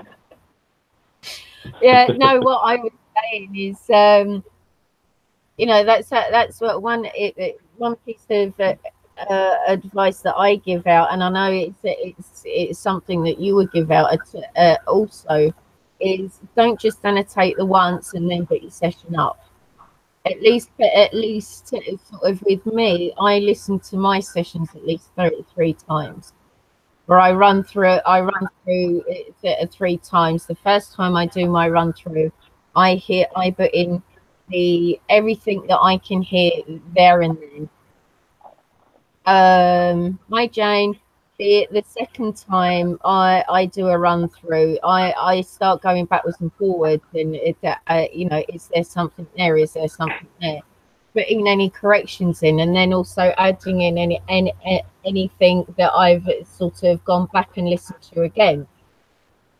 And then obviously the third run, which at the moment I still do that with you, even though there's not really that much that you need to that I need to edit or to change. And I've actually find that if you're doing something like that, instead of like getting your session, putting your annotations on, and then boom, and uploading it, I think you've actually got more chance of actually missing a lot of information, and even possibly and also missing those direct replies. Whereas if you take your time, you know, you take the time to do the session, why not take the time to do the annotation on it? Yeah, you know, Katie again, she just says that there's different layers. I'll tell you now, Katie, some of those for me can be a nightmare. You know, I can annotate something and it basically sounds like double Dutch. Like, for the life of me or anybody else, you like listen to that annotation that I put up and it's like, it just didn't say that. And then, but if you actually go over it and separate the words in those levels and layers, it all becomes clear and those words are actually there. People just expect words to bounce out the speakers and everybody understands what it says, you know, but it doesn't work that way. But let me tell you something now, right, Kate? Do you know those levels and layers of a lot of the time personal messages? It's where spirit will, or whatever it is that speaks back to us, and it is an intelligence. I've done it too long to know that, you know, it is definitely intelligence when you get personal things said to you. But do you know the 587? It is the most incredible spirit box for getting those multi-layer replies. I've literally sat there on one sentence for a week, you know, divided and took, because you don't just get different layers of speech.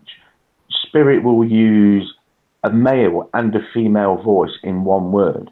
So the first part of the word will be spoken in a female voice, and the second part of the word will be said in a male voice. So it's two voices making up one word.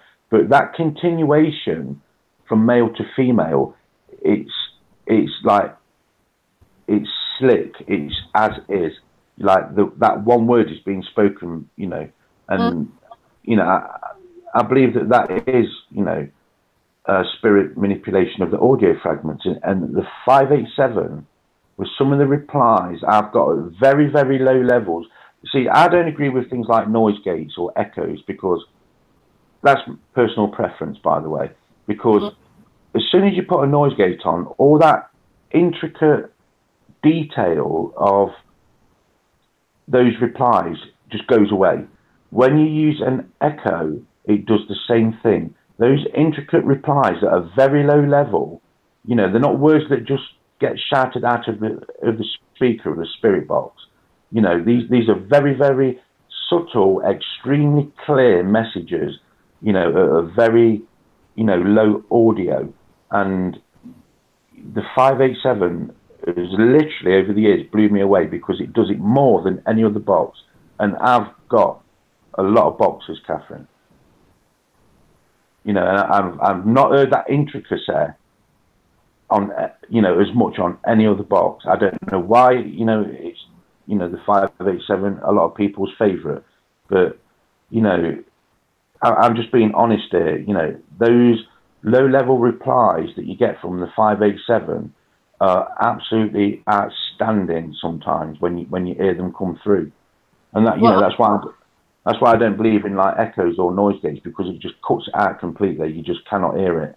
And that's where most of the proper spirit replies come from, because they're manipulating the audio. You know, sometimes you have to like slow it down to hear it, but it's definitely there, and it's crystal clear as well. Mm. Well, I was going to say, just to add to that, another box which is really, really good for the multi-layer is the 125.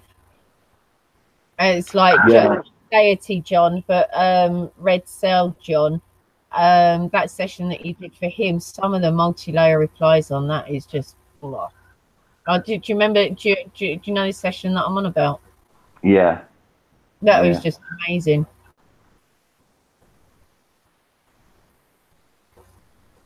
It's I'm just looking at the couple. Yeah, Portia loves her 125. Yeah, the 125 is a slightly faster. Well, it's actually quite a bit faster than, you know, most standard hacks anyway, especially the Radio Shacks. Maybe not as quick as the 589, but you know, or you know, something of that ilk. But you know, there's, you know, my own beliefs. Everybody has their own methods, and everybody does it their way. But if you just get a spirit box and it's a one-on-one, no noise gate, no echo, that is the way to go. That is where you are going to pick up, you know, and I don't care what anybody else says about that. When you start, when you start blocking out, you know, what is coming into that radio, that's when it starts to go wrong. You know, that is when, you know, you're not getting everything you should be getting. You're not getting those low-level, intricate replies that virtually everybody misses. You know, because there's, you know, to learn to tune your ear and to listen to a spirit box, it takes a long, long time. A long time. You cannot just pick it up in 6 months. You can more or less get to grips with it in that time, but it takes a lot longer to define those multi-voice sentences that are swapping from like low noise, mid, high, and you know, there's the same words that are all joining up, male and female, and they're creating sentences from the audio fragments. You know, and virtually most people that I know, that, you know, there's only a few people in the field that I've actually come across that can actually recognise that. Because it's so intricate and it's so detailed, yet it's so clear when you actually hear it. You know, and people miss it because they're running like reverbs and, you know, noise gates, and they're just blocking it all out. The best way to do a session is as is. Spirit box, yourself, and the recorder, and that is it. Because that's where you're going to get like your most replies. Like, you know, if you're going to get spirit speak back to you, or whatever these voices are, you know, they definitely got intelligence. You know, I've had some mind-blowing sessions where, you know, I'm getting the most direct, crazy answers that could not possibly be anything else than something speaking back to me with intelligence.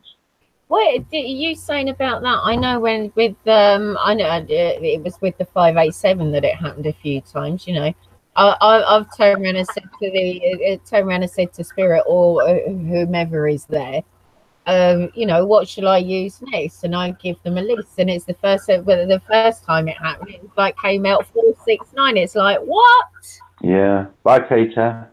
Yeah, you see, when you've got, you know, the combination of numbers that could have come out, even with a sequence of 3 numbers, you know, when you ask what box you're going to use next, and it told you, and it said blatantly like the 469. You've also had one that said the 587. 587. You know, cost. Yeah, you've had the cost, you've had the memory. But what I'm specifically talking about here, Zara, is the fact that it was a sequence of numbers. Yeah. You know, when you ask a direct question, Spirit, which box shall I use next? And it comes out and it says 469. Yeah, that's just like... It just blows you away. And you ask the spirits again, what box shall I use the next time? And it blatantly says 587. Mm. You know, but when it's a sequence of numbers, it's different to like a word being spoken, as in cost, you know, Radio Shack, Memorex. A True. sequence of numbers are specific. And when those sequence of numbers come through in 3 different voices, Mm. you know, that is pure spirit manipulation of the audio fragments. That is whatever that intelligence is that speaks back to us. You know, they are manipulating the audio. Yeah. You know, for them to create that number. You know, because they're not. You know, if someone on the radio is going to say, you know, let's say it's pareidolia, right? And some random person on a radio station said, "Oh, I caught a bus the other day, and it was, you know, it was the 469 bus to like Stuttgart or wherever." Yeah. Right? You can understand that, but when you get the numbers 587 spoken with 3 different voices, you know, that's not in a natural conversation. That never happens. No, that's true. So that is that intelligence that, you know, speaks back to us. Mm. You know, and these answers are very low level, like within the spirit box. You really have to have a good set of headphones, you know, and you know, you have to listen out for them. You know, a lot of people turn on the spirit box and they basically think that, you know, spirits just, you know, telephone to the dead. No, spirit boxes aren't like that. Spirit Mm. aren't going to be there all the time. You know, Well, no. you know, you can do a session But, and get absolutely nothing. You can get yeah. a session, you can get great replies, but the bottom line is, you know, the more natural you make that session, and you know, the less that can, you know, cause discrepancies, is the best way forward, and that's what people should be progressing forward with the spirit box in that sense, because then, you know, people's evidence to say that, you know, this is what is being said can be correlated with each other, you know, Mm. and those discrepancies can be, you know, put to one side, and you can again agree to disagree that there's something that's truly happening with the spirit box. But when you get those intricate answers, such as like the 469 or the 587, and it's a multitude of voices, you know, like the 7 on yours, if you listen to it carefully, the SEV starts with a man's voice, and the EN at the end of the 7 starts with a female voice. Mm. You know, and this is, you know, that is actually being said across the suite, you know, so it's not being chopped, it's as is, as it comes across. You know, Yeah. the intricacies of a spirit box is something that takes a very, very long time to learn. And especially when it, you know, it's hard enough for one word, but when it's a multitude of words that create a sentence, it becomes even harder, because it, you know, as I say, there's only, you know, there's just very few people that I've personally come across in the field that can actually, you know, pick out those sentences at that intricate level. Yeah. Just to interrupt you there, we do actually have a question, and it is actually with regards to a box. It's somebody called James. Welcome, James. Has anyone tried the PSP-11 Spirit Box, and what do you think of it? I've not personally listened to the PSP. I don't have a PSP-7, but from what I have heard from the PSP-11, sorry, it's very much like the PSP-7, and it's too noisy for my ears. It actually gives me a headache. Well, the PSP-11 is basically 2 PSP-7s.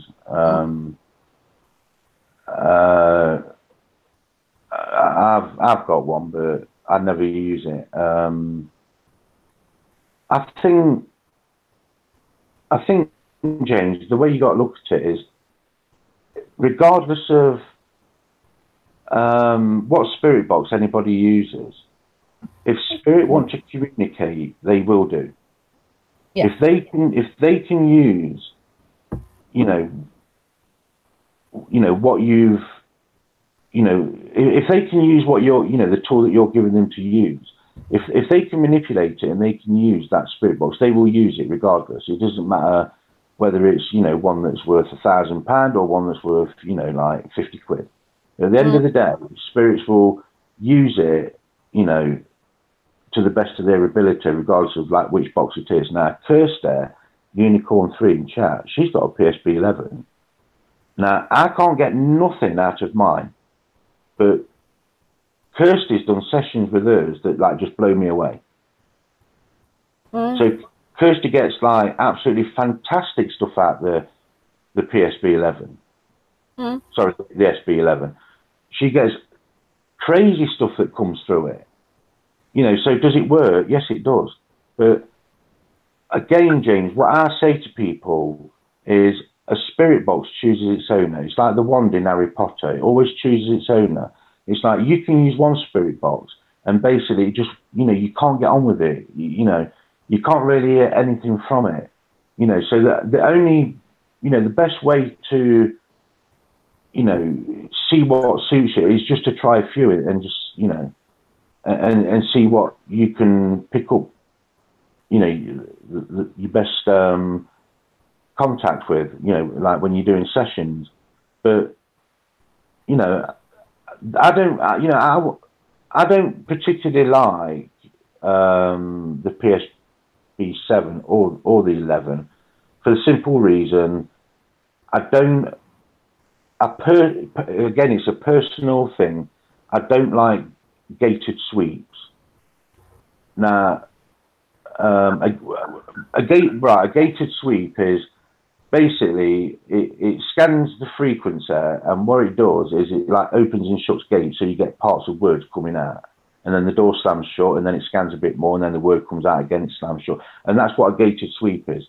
You know, PSP 11, PSP 7, that's a gated sweep. Now, a linear sweep is one that just basically scans the entire sweep, you know, in one go. So, you know, a linear sweep is the better way to go forward. But again, if spirit want to communicate with you, they will use any means necessary, and that has been proven time and time again, regardless of like what anybody says. As I say, no one's an expert. You know, so you use what you can to the best of your ability and what works best for you. If somebody says, I don't like that one, I can't use it, it's too noisy, fine. You know, but if you're using it and you're getting results, then that's all you need. That's the way I see it anyway. I mean, I've got a PSP 7, I've got a few of them. Well, we don't. Now, let's not talk about how many spirit boxes you have, Glenn. Yeah, I've got a few, but you know, I do collect them. Yeah. You know, it's just a personal hobby, really. But if I can just interrupt you just very, very briefly. Julia, NNPI is Glenn, is North Nottingham Paranormal Investigators.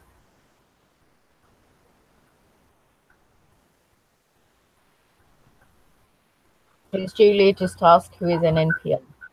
Yeah, that's me. Yeah, Kirsty's just put in chat that she's discovered the quiet mode. Do you know, like Riley on Order of Magnitude's channel, he's got like what they call the magnitude mode, where you can basically kill that ear-shattering white noise that comes through. And Kirsty has found the buttons to press on the SB11 to do the same thing with that. Yeah. So anyone that's got an SB11, speak to Kirsty and she'll tell you exactly how to do it. Yeah. You see, I have noticed on the PSP 7 when it runs in magnitude mode that it squelches a lot of the bottom end out. So only, not all, but it just basically generates like the loudest words that come through on the screen, because it anyway. so it would do that. But you know, I've seen people get absolutely fantastic, you know, results with a PSB7. They're just so damn noisy. You know, I cannot understand. You know, okay, the concept is that like spirits speak through white noise, but my God, the white noise doesn't have to be that loud. True. You know, when you're scanning a normal ghost box, you know, you get that white noise because it's there anyway. So it's on the sweep. You know, so it's there as is. So to, you know, I think if Gary Gelker invested in like another spirit box, exactly the same as the PSB7, but just take that white noise away, I think he would just sell 1 billion of them overnight. It wouldn't surprise me. Well, it's like with I know we spoke about it earlier. If you don't want to, we don't need to go into detail about it. It's I know that that I was saying to you earlier on is, you know, these that I found through things that I've listened to, Bye, and Jane. with different various strengths of white noise or static, however you want to call it.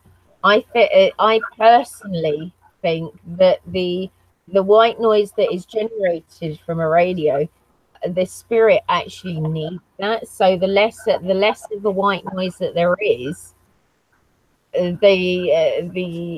don't think the communication is going to be as good. But that's just my own personal opinion. I could be completely wrong. Yeah, again, you know, it's, you know, what people should be doing is, you know, sitting in a chat, like an open forum discussion, you know, in a hangout, and basically progress forward with the spirit box, because it's just been stagnant, you know, since its initial concept. Mm-hmm.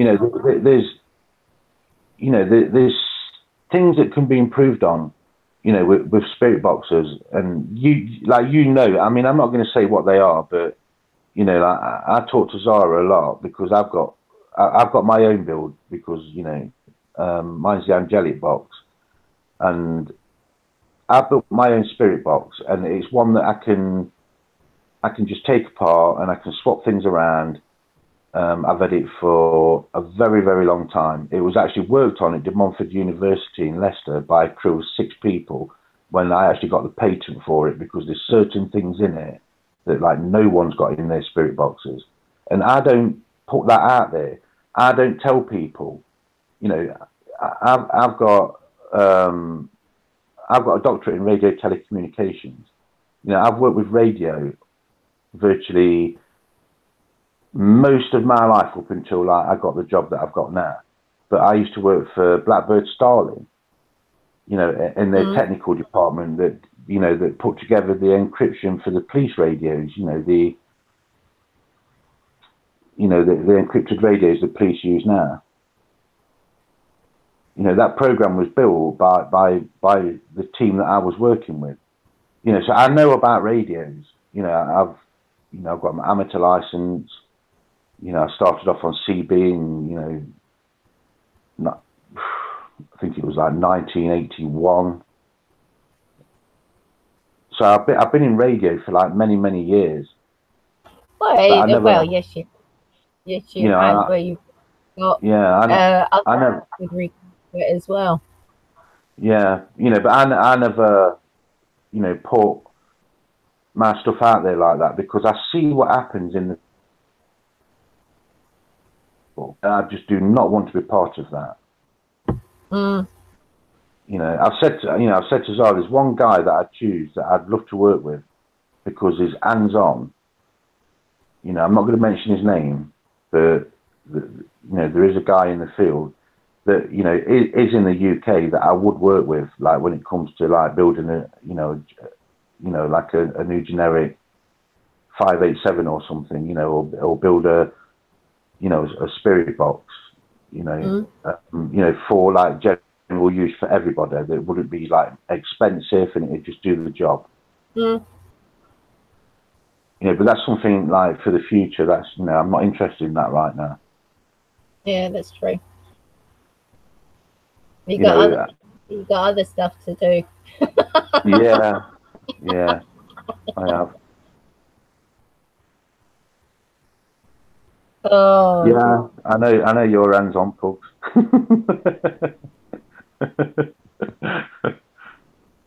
Yeah, because like it's easy for someone to like look when you're at school and you're 7 years old.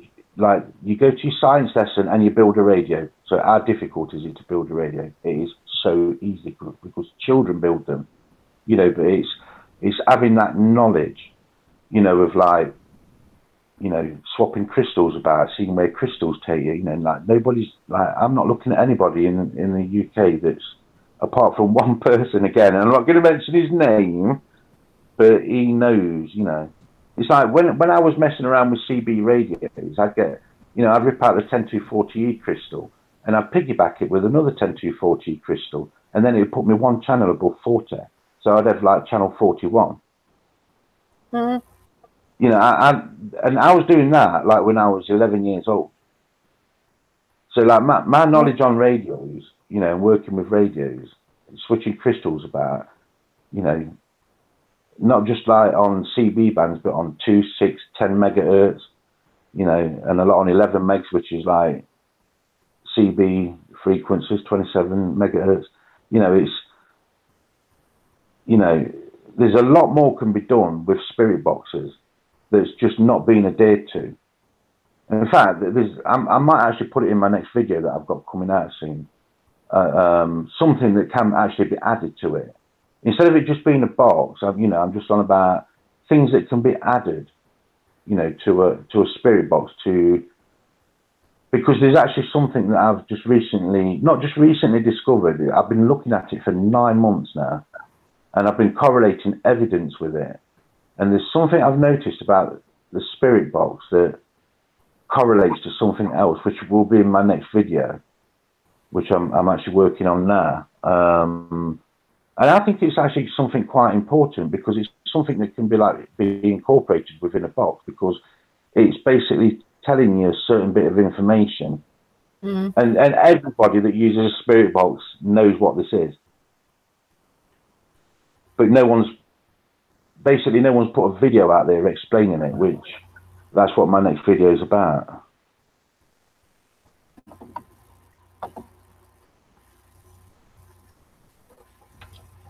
I'm looking forward to that video.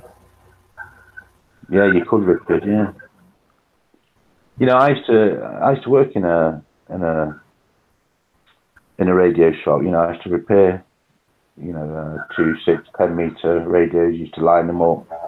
Well, I don't actually think, hun, that many people actually know what you do have for qualifications.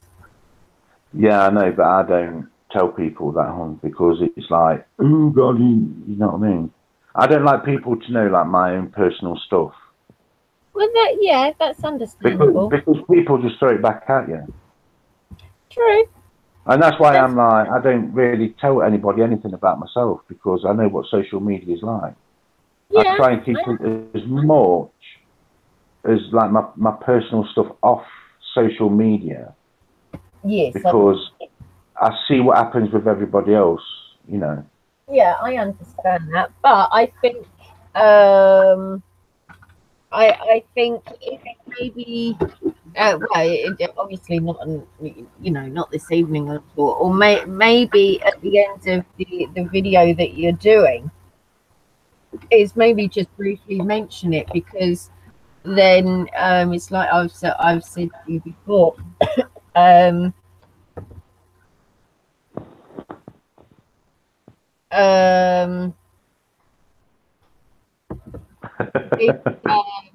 Sure, Paul. It's it'll probably help those that will actually see how you've come to your research.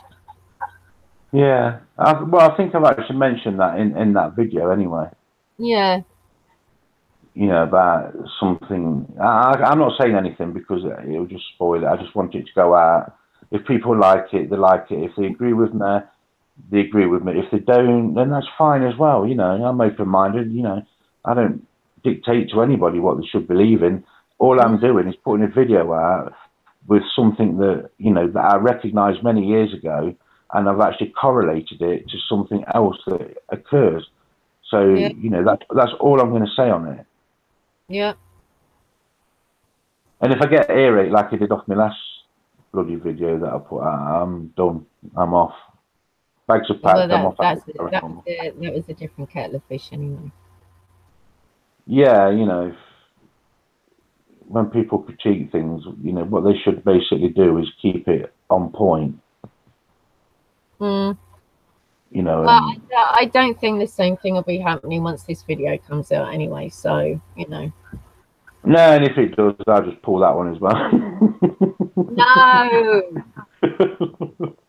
Gordon Bennett. You're No. only saying that because you're in credits. Well, no. Well, it's like I've said to you before. It doesn't bother me if I'm in the credits or not. You know, it's your video. Yeah, but you know, I'm not sure if it was Steve Olte that mentioned something a while back, saying that like learned people like in the field, especially like spirit box users, you know, they should like, you know, start pushing the field forward and taking it in like a new direction instead of it just being as it is right now. You know, there's, you know, in his own way, we're all actually, you know, we can all add to like a subject because of our own personal experiences with spirit boxes, you know, and then try to either, you know, change the course of like the way the bill and what can be incorporated and what can be, you know, added, and you know, just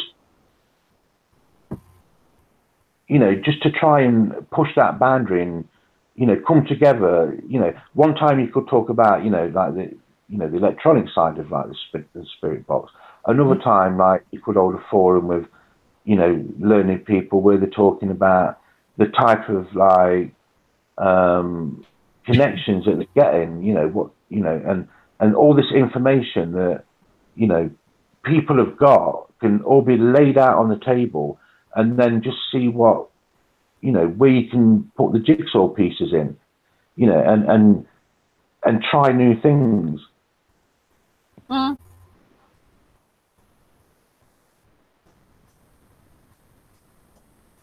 That's true. I think it would actually be really, really good to have you know, just on somewhere to be able to see, like you said, you know, quite a few as like box makers, or you know, the app makers, or people that have been in the field like X amount, like 20 odd years or something, and like even like a panel of people that are just coming into the field, you know, just those groups of people, and just hearing them talking, you know, about their experiences, how they got into box making, you know, how they think that they might be able to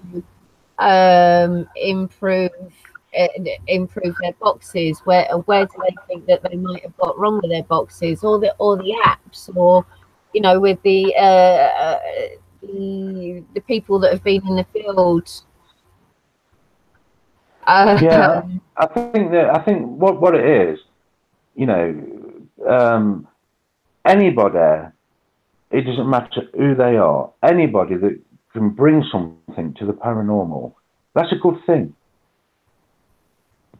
You know, but there's enough people in the field that are learned enough about spirit boxes that can all put their heads together and advance, you know, on what is, you know, being used right now. Mm. You know, or refine something, you know, and try, you know, different, you know, methods of, you know, building certain stuff. I'm not going to go into detail there, but You No, know, I think it would just be really nice just to have those, those types of groups of people on, especially the ones that have been around in the field for a long time, regardless of it, if it's a box maker, a net maker, or just a paranormal investigator. so I'm just laughing at what Pug said. Yeah, I know, I saw it too. I think it would just be so interesting just to hear their stories, but all together at the same time on one panel. Yeah. Ether Archives, goodbye, pal. Thank you Yeah. for See you thank later. you for coming in and Wake supporting us. I'll see you and Don in the morning. And Ether is one of the presenters from Paranormal Portal with Brent. That's right, he is, yeah. Yes. And yeah. Very It's nice. like, he just looked naked in there without his wrench. When I see him, he's got a wrench in Paranormal Portal. That's true. That's true. Put some clothes on, man. Yeah, you look naked without that wrench. There you go, Pugs. You can go and get some snapshots. Apparently, I've got dozens of them.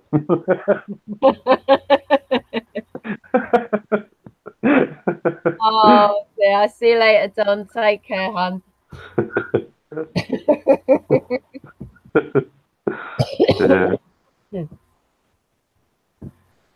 Yeah, that's a problem. Yeah.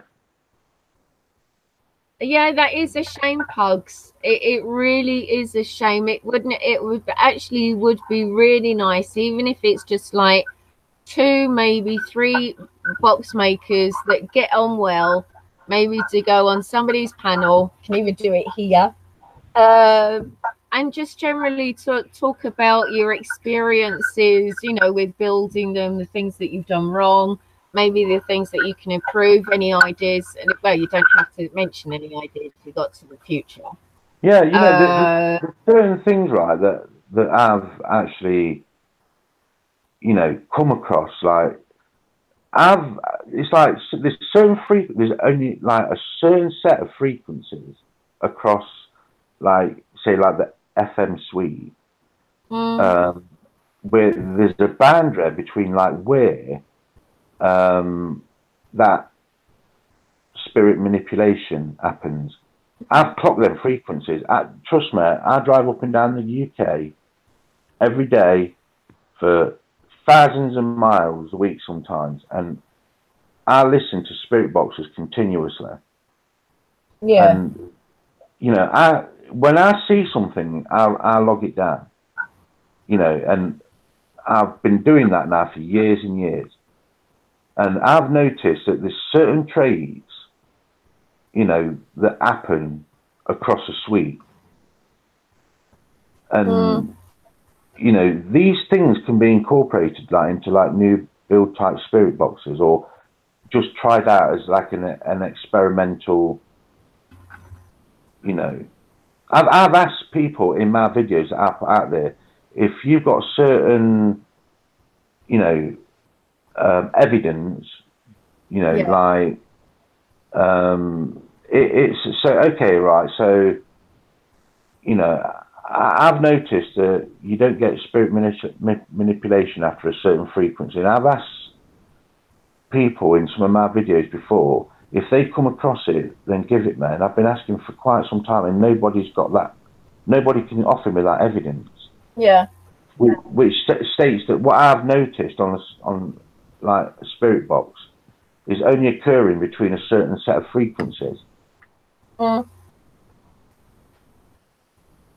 I don't just listen to spirit boxes. I listen to them.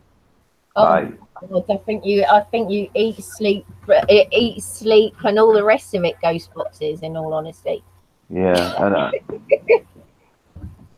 there's certain things that can be, adhered to. It doesn't mean that like anything could be advanced from it. No, but there's certain things that can be recognised And there's a lot of people out there that listen to spirit boxers that have also got little snippets of information like this. Mm. You know, the things that they've noticed that happen at, you know, certain times or at certain points in the frequency. You know, it's, you know, and that's how, you know, a forum needs to be. It needs to be an open forum where people openly and honestly, like, put their thoughts in. But again, like Paul said, the same thing, people just take that stuff and then just, you know, just do what they want with it. And I'm not going to even mention what it is, Zara, because I've explained it to you before, why, like, I got those patents on my spirit box. Yeah, I know that. And people don't even know that I build boxes, you see, because they don't even know what I do, you know, they don't even know what I do for a living. I've not even seen a picture of the box that you've done. People just assume, but, you know, people don't know what I do for a living or what I've done for a living in the past, because I don't tell people, and I don't want people to know. Because that's like personal and private. That's understandable. Because it just gets slung at you and used. You know, I've already got 1 foot out of the paranormal just to leave the field. And yeah, but there's two. You're in all honesty though, you're needed. Yeah. And I think a lot of people in here would actually turn around and say the same. Only to annotate people's. No. Not just to annotate people's stuff, hun. No. You know, it's like even this evening, just talking about things that you have, even speaking with Vanessa and that. You know, people enjoy listening to you because you give so much advice. You know, and being old school anyway, there is not enough people that are old school that are actually willing to pass on what they've learned in all the years that they've been in the field. Yeah, it's a shame, really, Zara, that it's come to that. You're somebody that is very, very much needed and very much valued. Yeah, I think what it is, very much Zara, for me, you know, I do like old school paranormal. Yeah. Like I was taught by very learned people in the, you know, it wasn't called the field back then. It was just the paranormal. You know, it's, you know, the people that I learned from was holding seances in cellars, you know, and, you know, mediums like Doris Stokes, and it was my grandma's best friend. These were people that knew, you know, how to communicate with spirit. And I learned from those people. You know, it's like a lot of people don't actually realise, but many, many years ago, before the invention of even the radio or the television, what most families used to do most nights was contact their dead relatives. They used to sit round the table, you know, before the radio was invented, and they used to hold seances. It was a natural pastime that a lot of people used to do. Yep, that's true. You know, and all that was passed on to, like, you know, the people that I learned from, because they, you know, some of them, when I was, you know, 30 years younger, were actually still alive from the turn of the century. So that, you know, that tells you, like, how old school I am and where I learned from. But I can't, you know, I have difficulty talking to, like, a lot of people in the field, because, you know, I'm old school and they've learned from Zach Bagans. You know, yeah, my idea of an investigation, you know, is to go to a location and just basically sit there for a complete week and just listen and take in the ambiance of the location and listen for spirit to come forward. You know, disembodied voices, EVP sessions. Take your time, make it progressive. You know, but a lot of people nowadays in the paranormal, they affiliate themselves with like a lot of, you know, TV shows where, you know, a 10-minute box session and a 5-minute EVP session is a complete investigation. No, Where it's not. I've got investigations that are like over 20 years old that I ain't even like shut the book on. Mm. You know, there's a difference between old style. You know, there's so much people can learn, you know, from old style methods of you know, connecting with spirits, and I don't see, you know, I don't see none of it in the field, and that's why I struggle to connect with people, because, you know, it's different for me. I've got a different mindset. I'm just too old school. Yeah, but it's like even now that just reads in the chat, you know, there are people there that that do actually enjoy old school paranormal. So I think even though it might, in a lot of ways, it might be dying out, but there's still a lot of people around that actually still prefer old school. Yeah. And the old way of doing things and that. And I think it's sort of, with you being around and having the amount of years in the field as being an investigator as you have got, and being old school, Yeah, I you know, think that is so valuable to be able to be able to actually pass that down to other people that are willing to learn old school methods, or what it is like to do old school paranormal. you know, it's like Pulse just said there, you know, like he's old school. I know Pulse is old school. I can tell, you know, Pulse don't even have to tell me that. I can look at what somebody does in the paranormal, and it's like I say, I'm extremely empathic. So people to me are glass.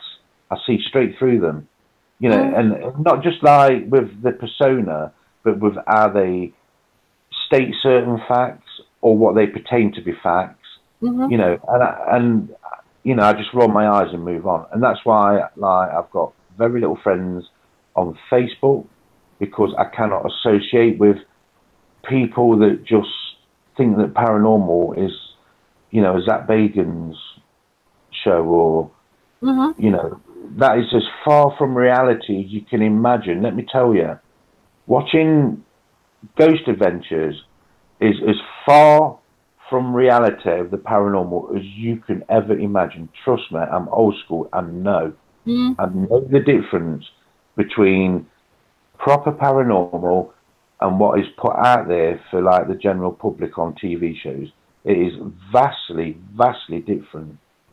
Yeah. Well, it's that one documentary I stick by to be so interesting, regardless of what you actually think of it, whether it's staged, faked, whatever. Excuse me, I've got that Dr. Pepper, excuse me.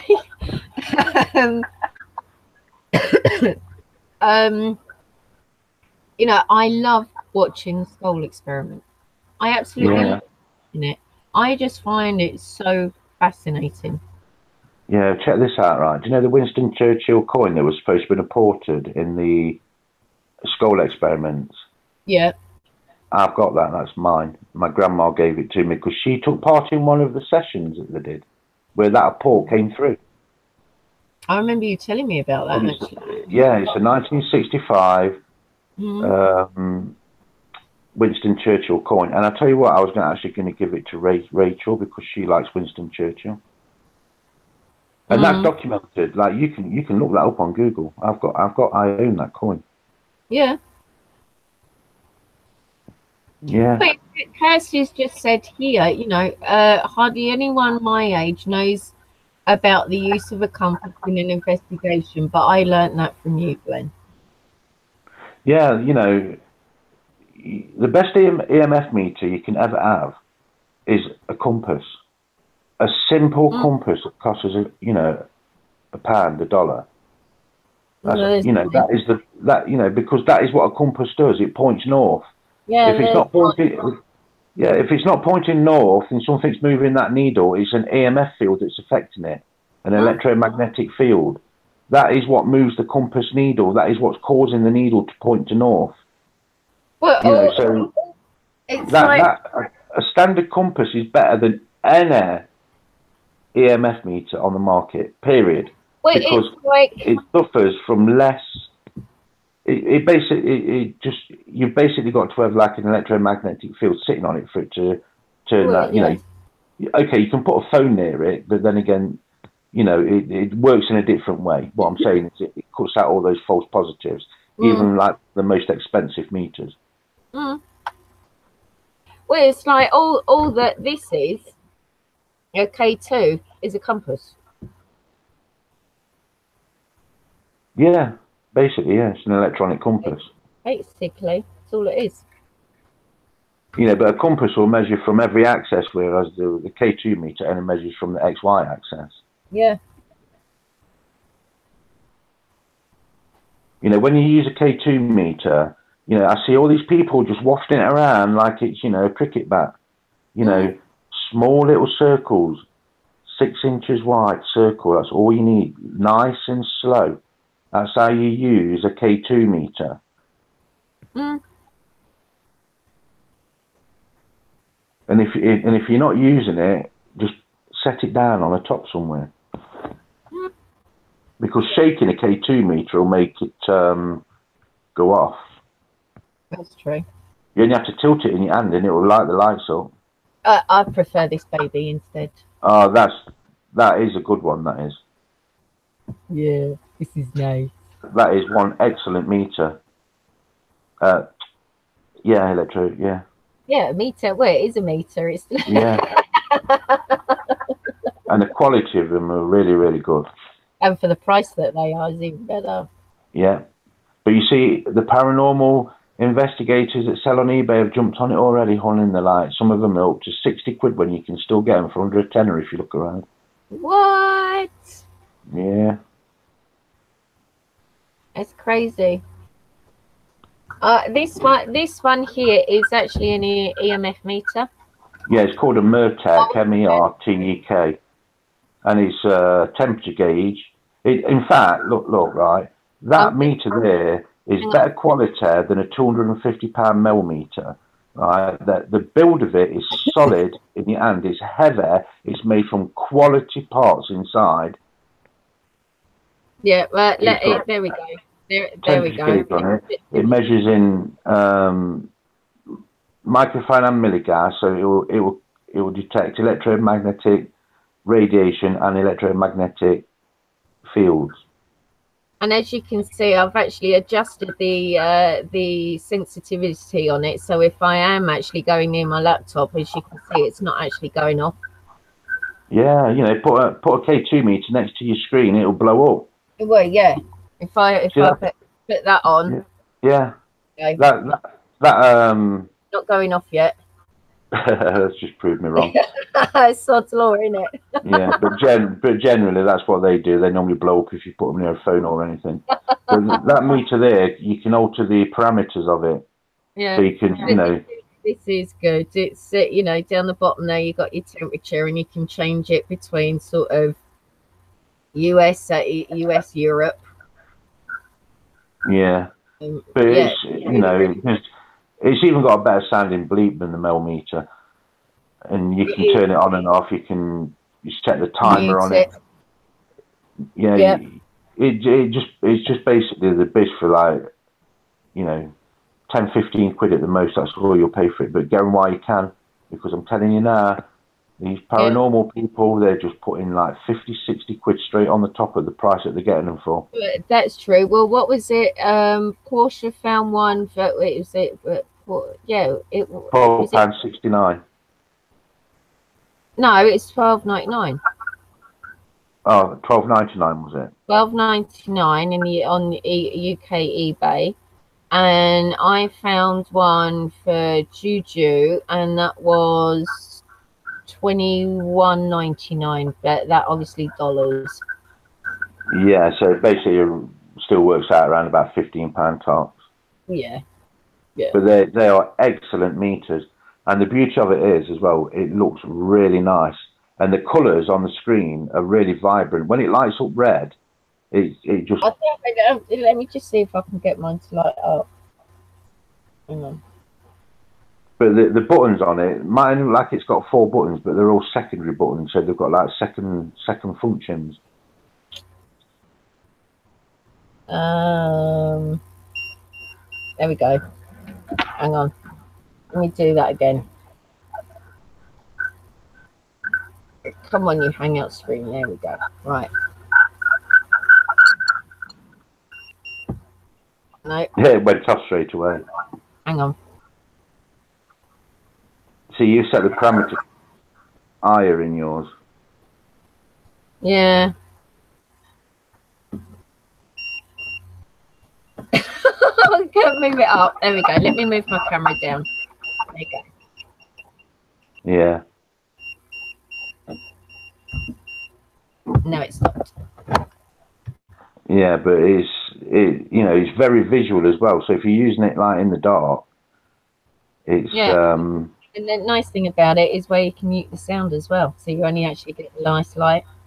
Yeah, and when you have it lit up in a room, like the green light, once your eyes are used to the dark, that green light on that screen when it's lit, because you can turn the light off or keep it on you.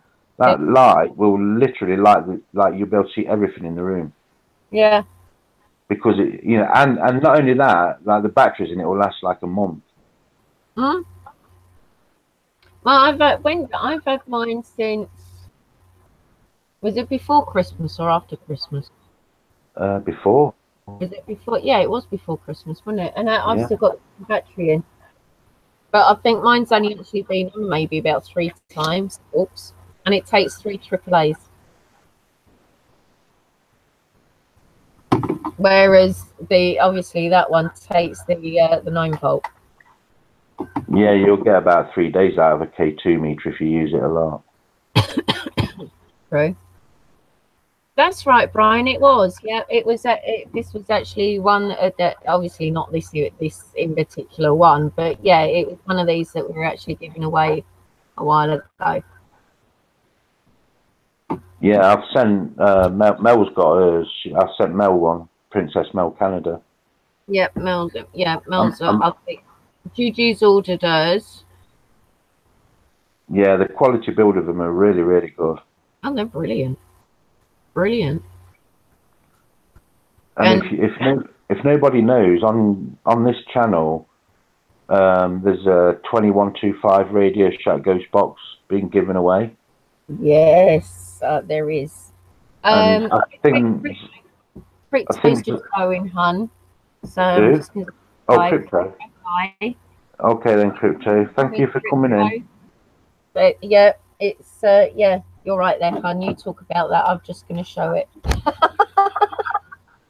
Yeah. Not this in particular box. This is my one. Where did you get that from?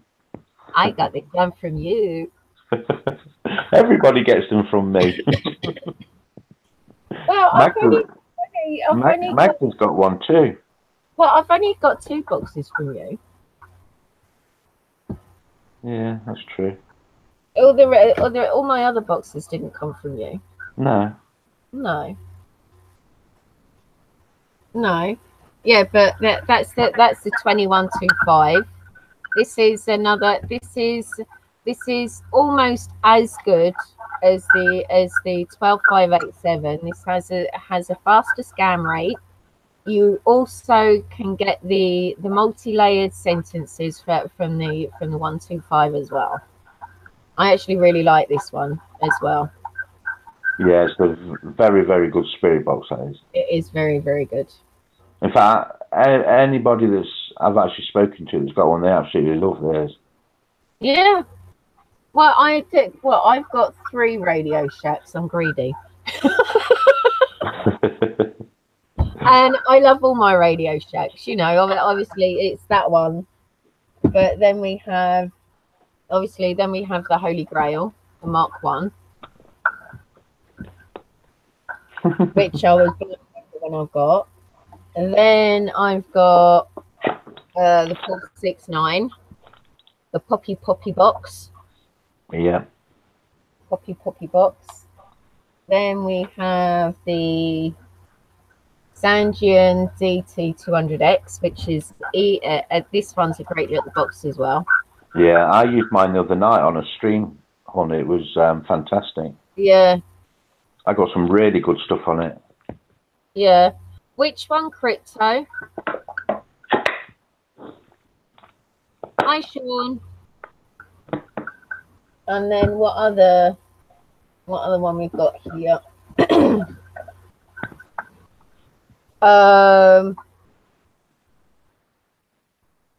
I'll answer that one in a minute, Joanne.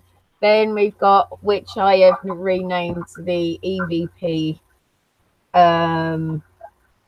This is the Memorex that this is my EVP. Shall we say box? Because even before I've turned it on, I've normally got EVPs, and I like this one. And then I've actually only done one session with this one as yet, and this one's the Sony. So no, I won't be that bad, Brian. What would I say would be my favorite?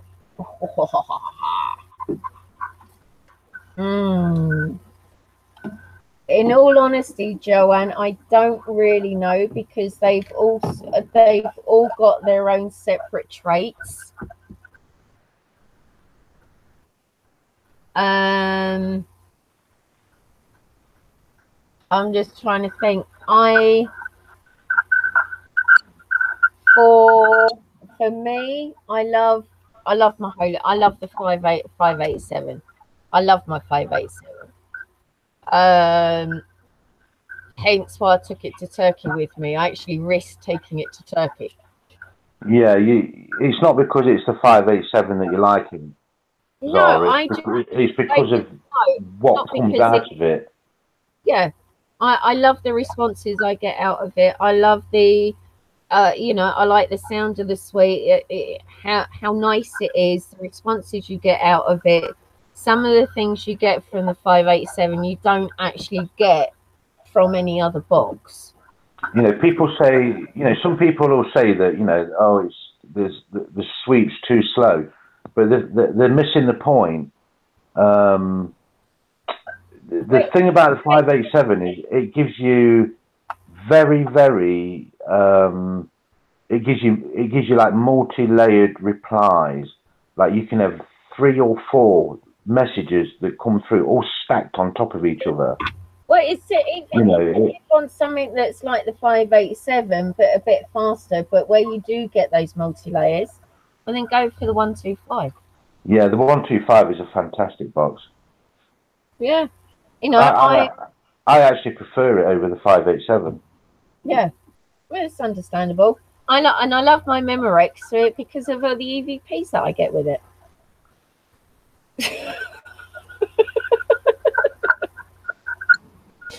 Yeah, that's my EVP magnet, my Memorex. So, are they whispers though, or are they disembodied voices? Some have been actual disembodied voices, and some have actually been whispers. Yeah, I have actually noticed that with the Memorex that you get voices come out that literally use basically they use the white noise to piggyback on top of. Well, it's not even that. It's almost 9 times out of 10, even before I've turned on my Memorex, there's like 1 or 2 EVPs there. Yeah. Yeah, it's crazy. It's all you need to do is get the box out, and it's like, but the battery's in, and it's not even on. Yeah, that's very true. You can just let the white noise run on it, and you listen back on the recorder, and you've got like a bunch of EVPs there. Well, not even that. I don't even need to turn it on, do I? No. not that one anyway. Well, I think like, what you do sometimes is you turn that spirit box on, and before you start scanning, you can hear like the white noise. Yeah. When you're talking, you can actually hear spirits coming through with EVPs just on the recorder. Just go back over the recorder, and they're just blatantly obvious. That's true. But it's like I still need to work with the Sony. You know, the white armband. I still need to do some work with that. But with all my other boxes, I love all of them. I literally I love all of them.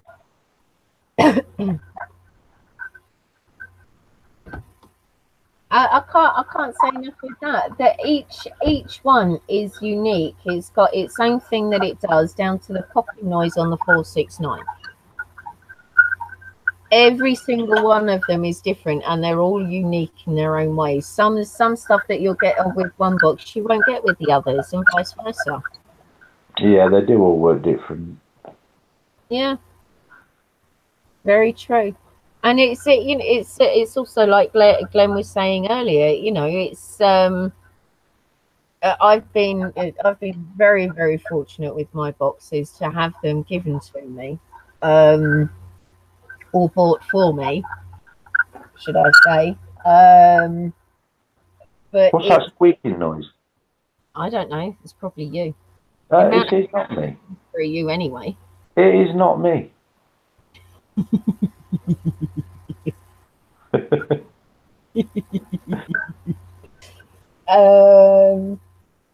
But each box is like you were saying. You know, I think it's a case of the box chooses you, not the other way around.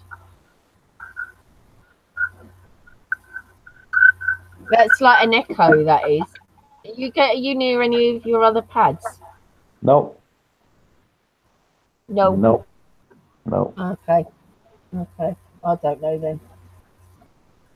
I didn't know. I didn't know. So, actually, seeing as we've been talking about boxes, ghost boxes, Pugs is being naughty. He's picking on me, Zara. Sort him out. nice one, Pugs.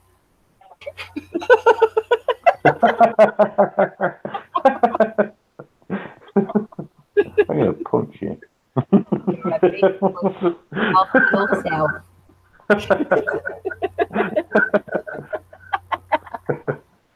She likes being punched. in all honesty, Glenn, in your professional opinion, through the experience that you've had, what would you say would be a good first ghost box for somebody? Because I know that I know that you have a good chunk of what is out there. You know, the different type of boxes. So from Are you talking commercial? Are you talking commercial acts? You know, 587s, 125s. Yeah, or that, or purpose build. Purpose built. Right. Okay. It doesn't matter, either or. Well, I think when people first start out, I think budget's got a lot to do with it. Yeah, of course. But if I was if I was wanting a spirit box that worked really well, I was going to say buy the 587 because I'm buying them all up.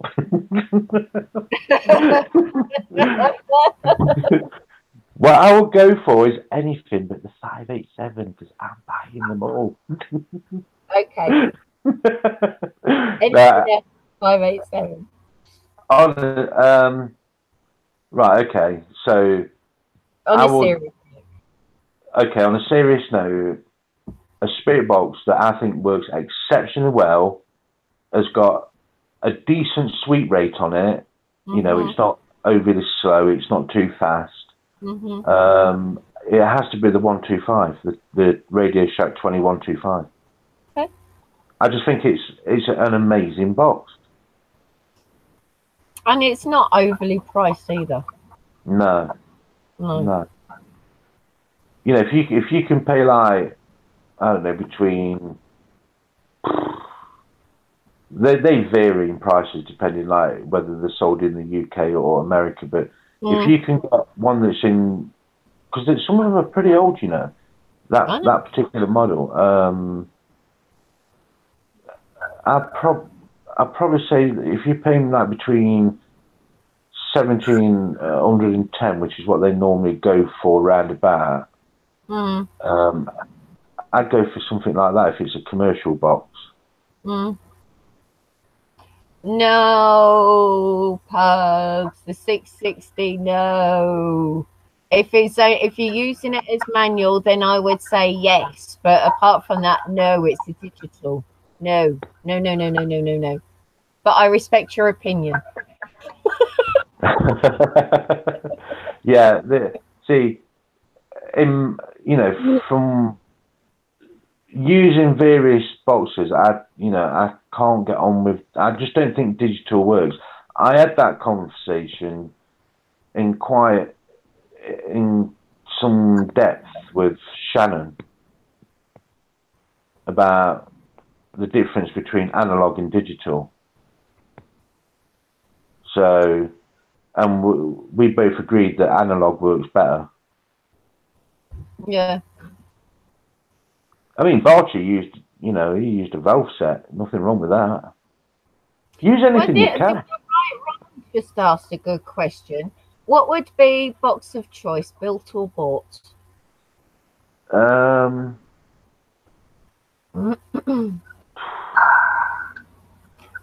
don't really want to answer that.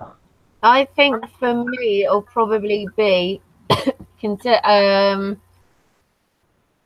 I would probably go for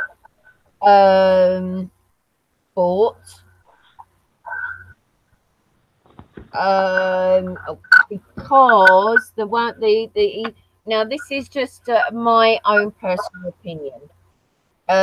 With regards to bought, as there's not actually so much out there with regards to built boxes, how they're working. I know that if there is more and more videos that are actually coming out, but where they're not as popular as the Hack Shacks and the Sandians and the Memerixes and some of the others that are out there. I think that now again, this is just my personal opinion. I think if people are looking for a ghost box, they're more likely, in my opinion, to go for something that is that you can actually buy or hack yourself than going through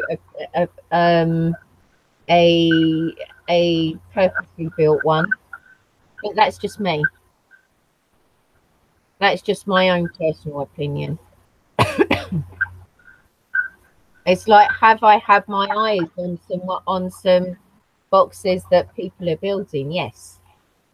I've been looking at boxes people's been building. And with some of them, there's some really interesting stuff coming out.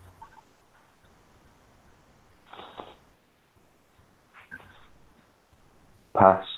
I answered your question right. I'm waiting for somebody to send me spirit manipulation of the audio fragments on a fast sweeping box.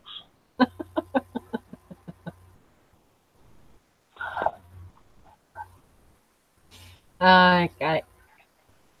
I need that for my experiment. Right, Pugs. What you got to do is you got to build Glenn a box that's that's really, really fast sweeping.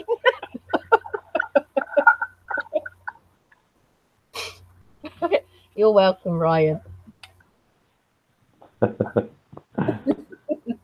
So there's good and bad in all. It's personal choice and what you really want at the end of the day for yourself. That's true. That's very true. I don't really preference any boxes over the next. I know what goes into them, so I know how to build radios. That's what it comes down to. I know what it takes to build a radio. Yeah. Because I've built hundreds of them. I know. There you go. Pugs has just said his can sweep at 0.1 ms. Is that fast enough? Yeah. I wasn't always an automotive technical engineer. Oh, Kirsty. I used to work for the government. Oh my God. Well, I don't know. Is there anything else that you want to talk about, Glenn? Or is there anybody else in chat that maybe got something that they wouldn't mind discussed or something? Bearing I'm all like talk to that. 1:30 in the morning here in Germany. What is it? You've been on for 3 hours? Yeah. Wow. And still haven't done a spirit box session. We still haven't done a spirit session. Yeah, it's a running joke with PWN. Every time Zara comes on, you know, old intention of doing a spirit box session, never gets round to it. Just waffle, waffle, waffle. That's true. That's true. That's a good thing, man. Well, it's definitely every single time you and I end up doing like one of these paranormal chit chats. Yeah, I thought so. Blame me. I didn't. I said we. If you'd actually opened your ears and heard properly, you know.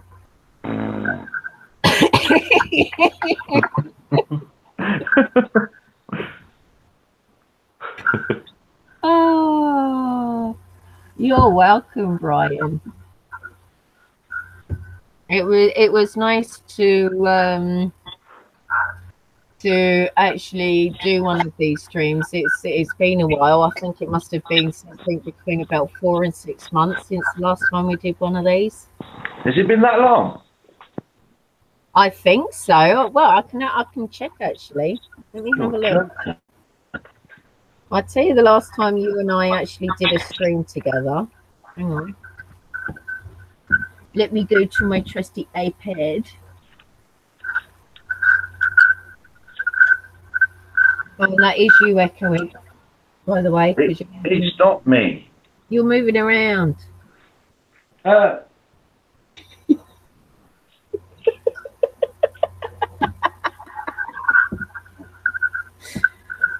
let me have a look.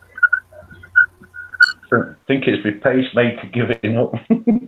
Oh God, you better go and get the battery changed. Afternoon chit chat? No, that was me. That noise is not me. Wait, ain't me. Paranormal chat and giveaway draw. That was 5 months ago. That'll be the one then. That is probably that one because the morning chit chats. You're normally at work. Yeah. So yeah. So there you go. Long time. Say the 14 words. No.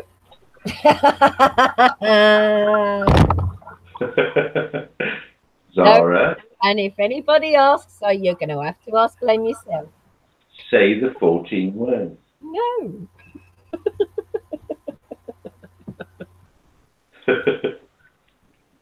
No. No. Right. Well, I think I'm going to call it a night.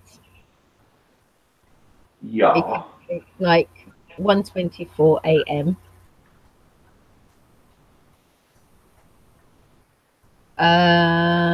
I've heard this on on Sherry's channel. What it is, it's like the like headphones or something. It interferes with something that's been that's something near electrical, gives it off, and it makes lots of noises.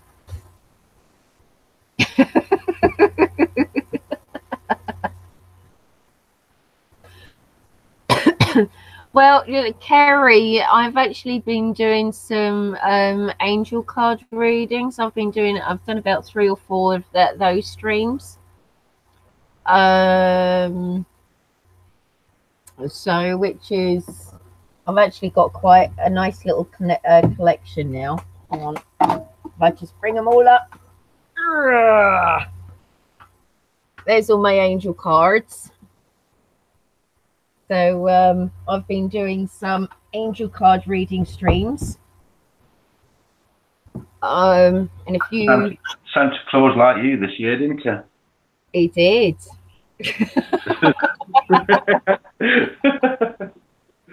Well, I did buy. I think I did buy one myself. I think it was. Yeah, you go, Gil. You buy yourself a pack. Bless you. You got some more coming as well. Angel with Kerry, what it is? These cards, it's by Doreen Virtue. I just picked up one pack, and they're it's a bit like it's sort of like tarot, but it's not tarot. They're like oracle cards. I just give you, and you've got like a small description down there, and you've got a book where you can do a further reading on. Yeah, so they're very good. Good night, Ricky. Love and sparkles, Portia. Is Portia going? I can't see chat now. Oh well, tough diddums. Yeah, is Portia going? Everybody's going, dear, because I'm closing. Okay, bye bye everybody. I can't see chat. It's been a pleasure. Yeah, it's been a lovely, lovely stream this evening. I've thoroughly enjoyed myself. I hope everybody else. I'll have a third eyeball. Yeah, one right there. It's called a zit through stress.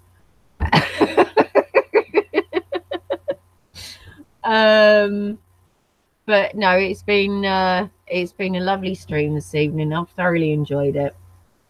Hope you guys have enjoyed it. You know, just good old fashioned talking about the paranormal. It's been good. It's been good. So hang on a minute. My spirit guides even asked him the oracle. What does that mean? Well, spirit. You got a guide, which is that's somebody that guides you, and you've got an oracle. An oracle is it's like somebody that can predict the future. So you got a guide that's somebody that guides you, and an oracle that's somebody you know, helps with predicting the future. That's the short version. I hope that helps. But anyway, guys, it's been fun, and at the end of every video and at the every live stream that I say, stay truthful, and most importantly, stay honest. So it's goodbye from me, and it's goodbye from him. Glenn, say goodbye. Yeah, goodbye everybody. Thank you for coming. It's been a pleasure. Okay. Bye, everyone. Bye, Kirsty. Enjoy your weekend, guys. Bye, John. Dieter, did see you in there, pal. Bye-bye for now.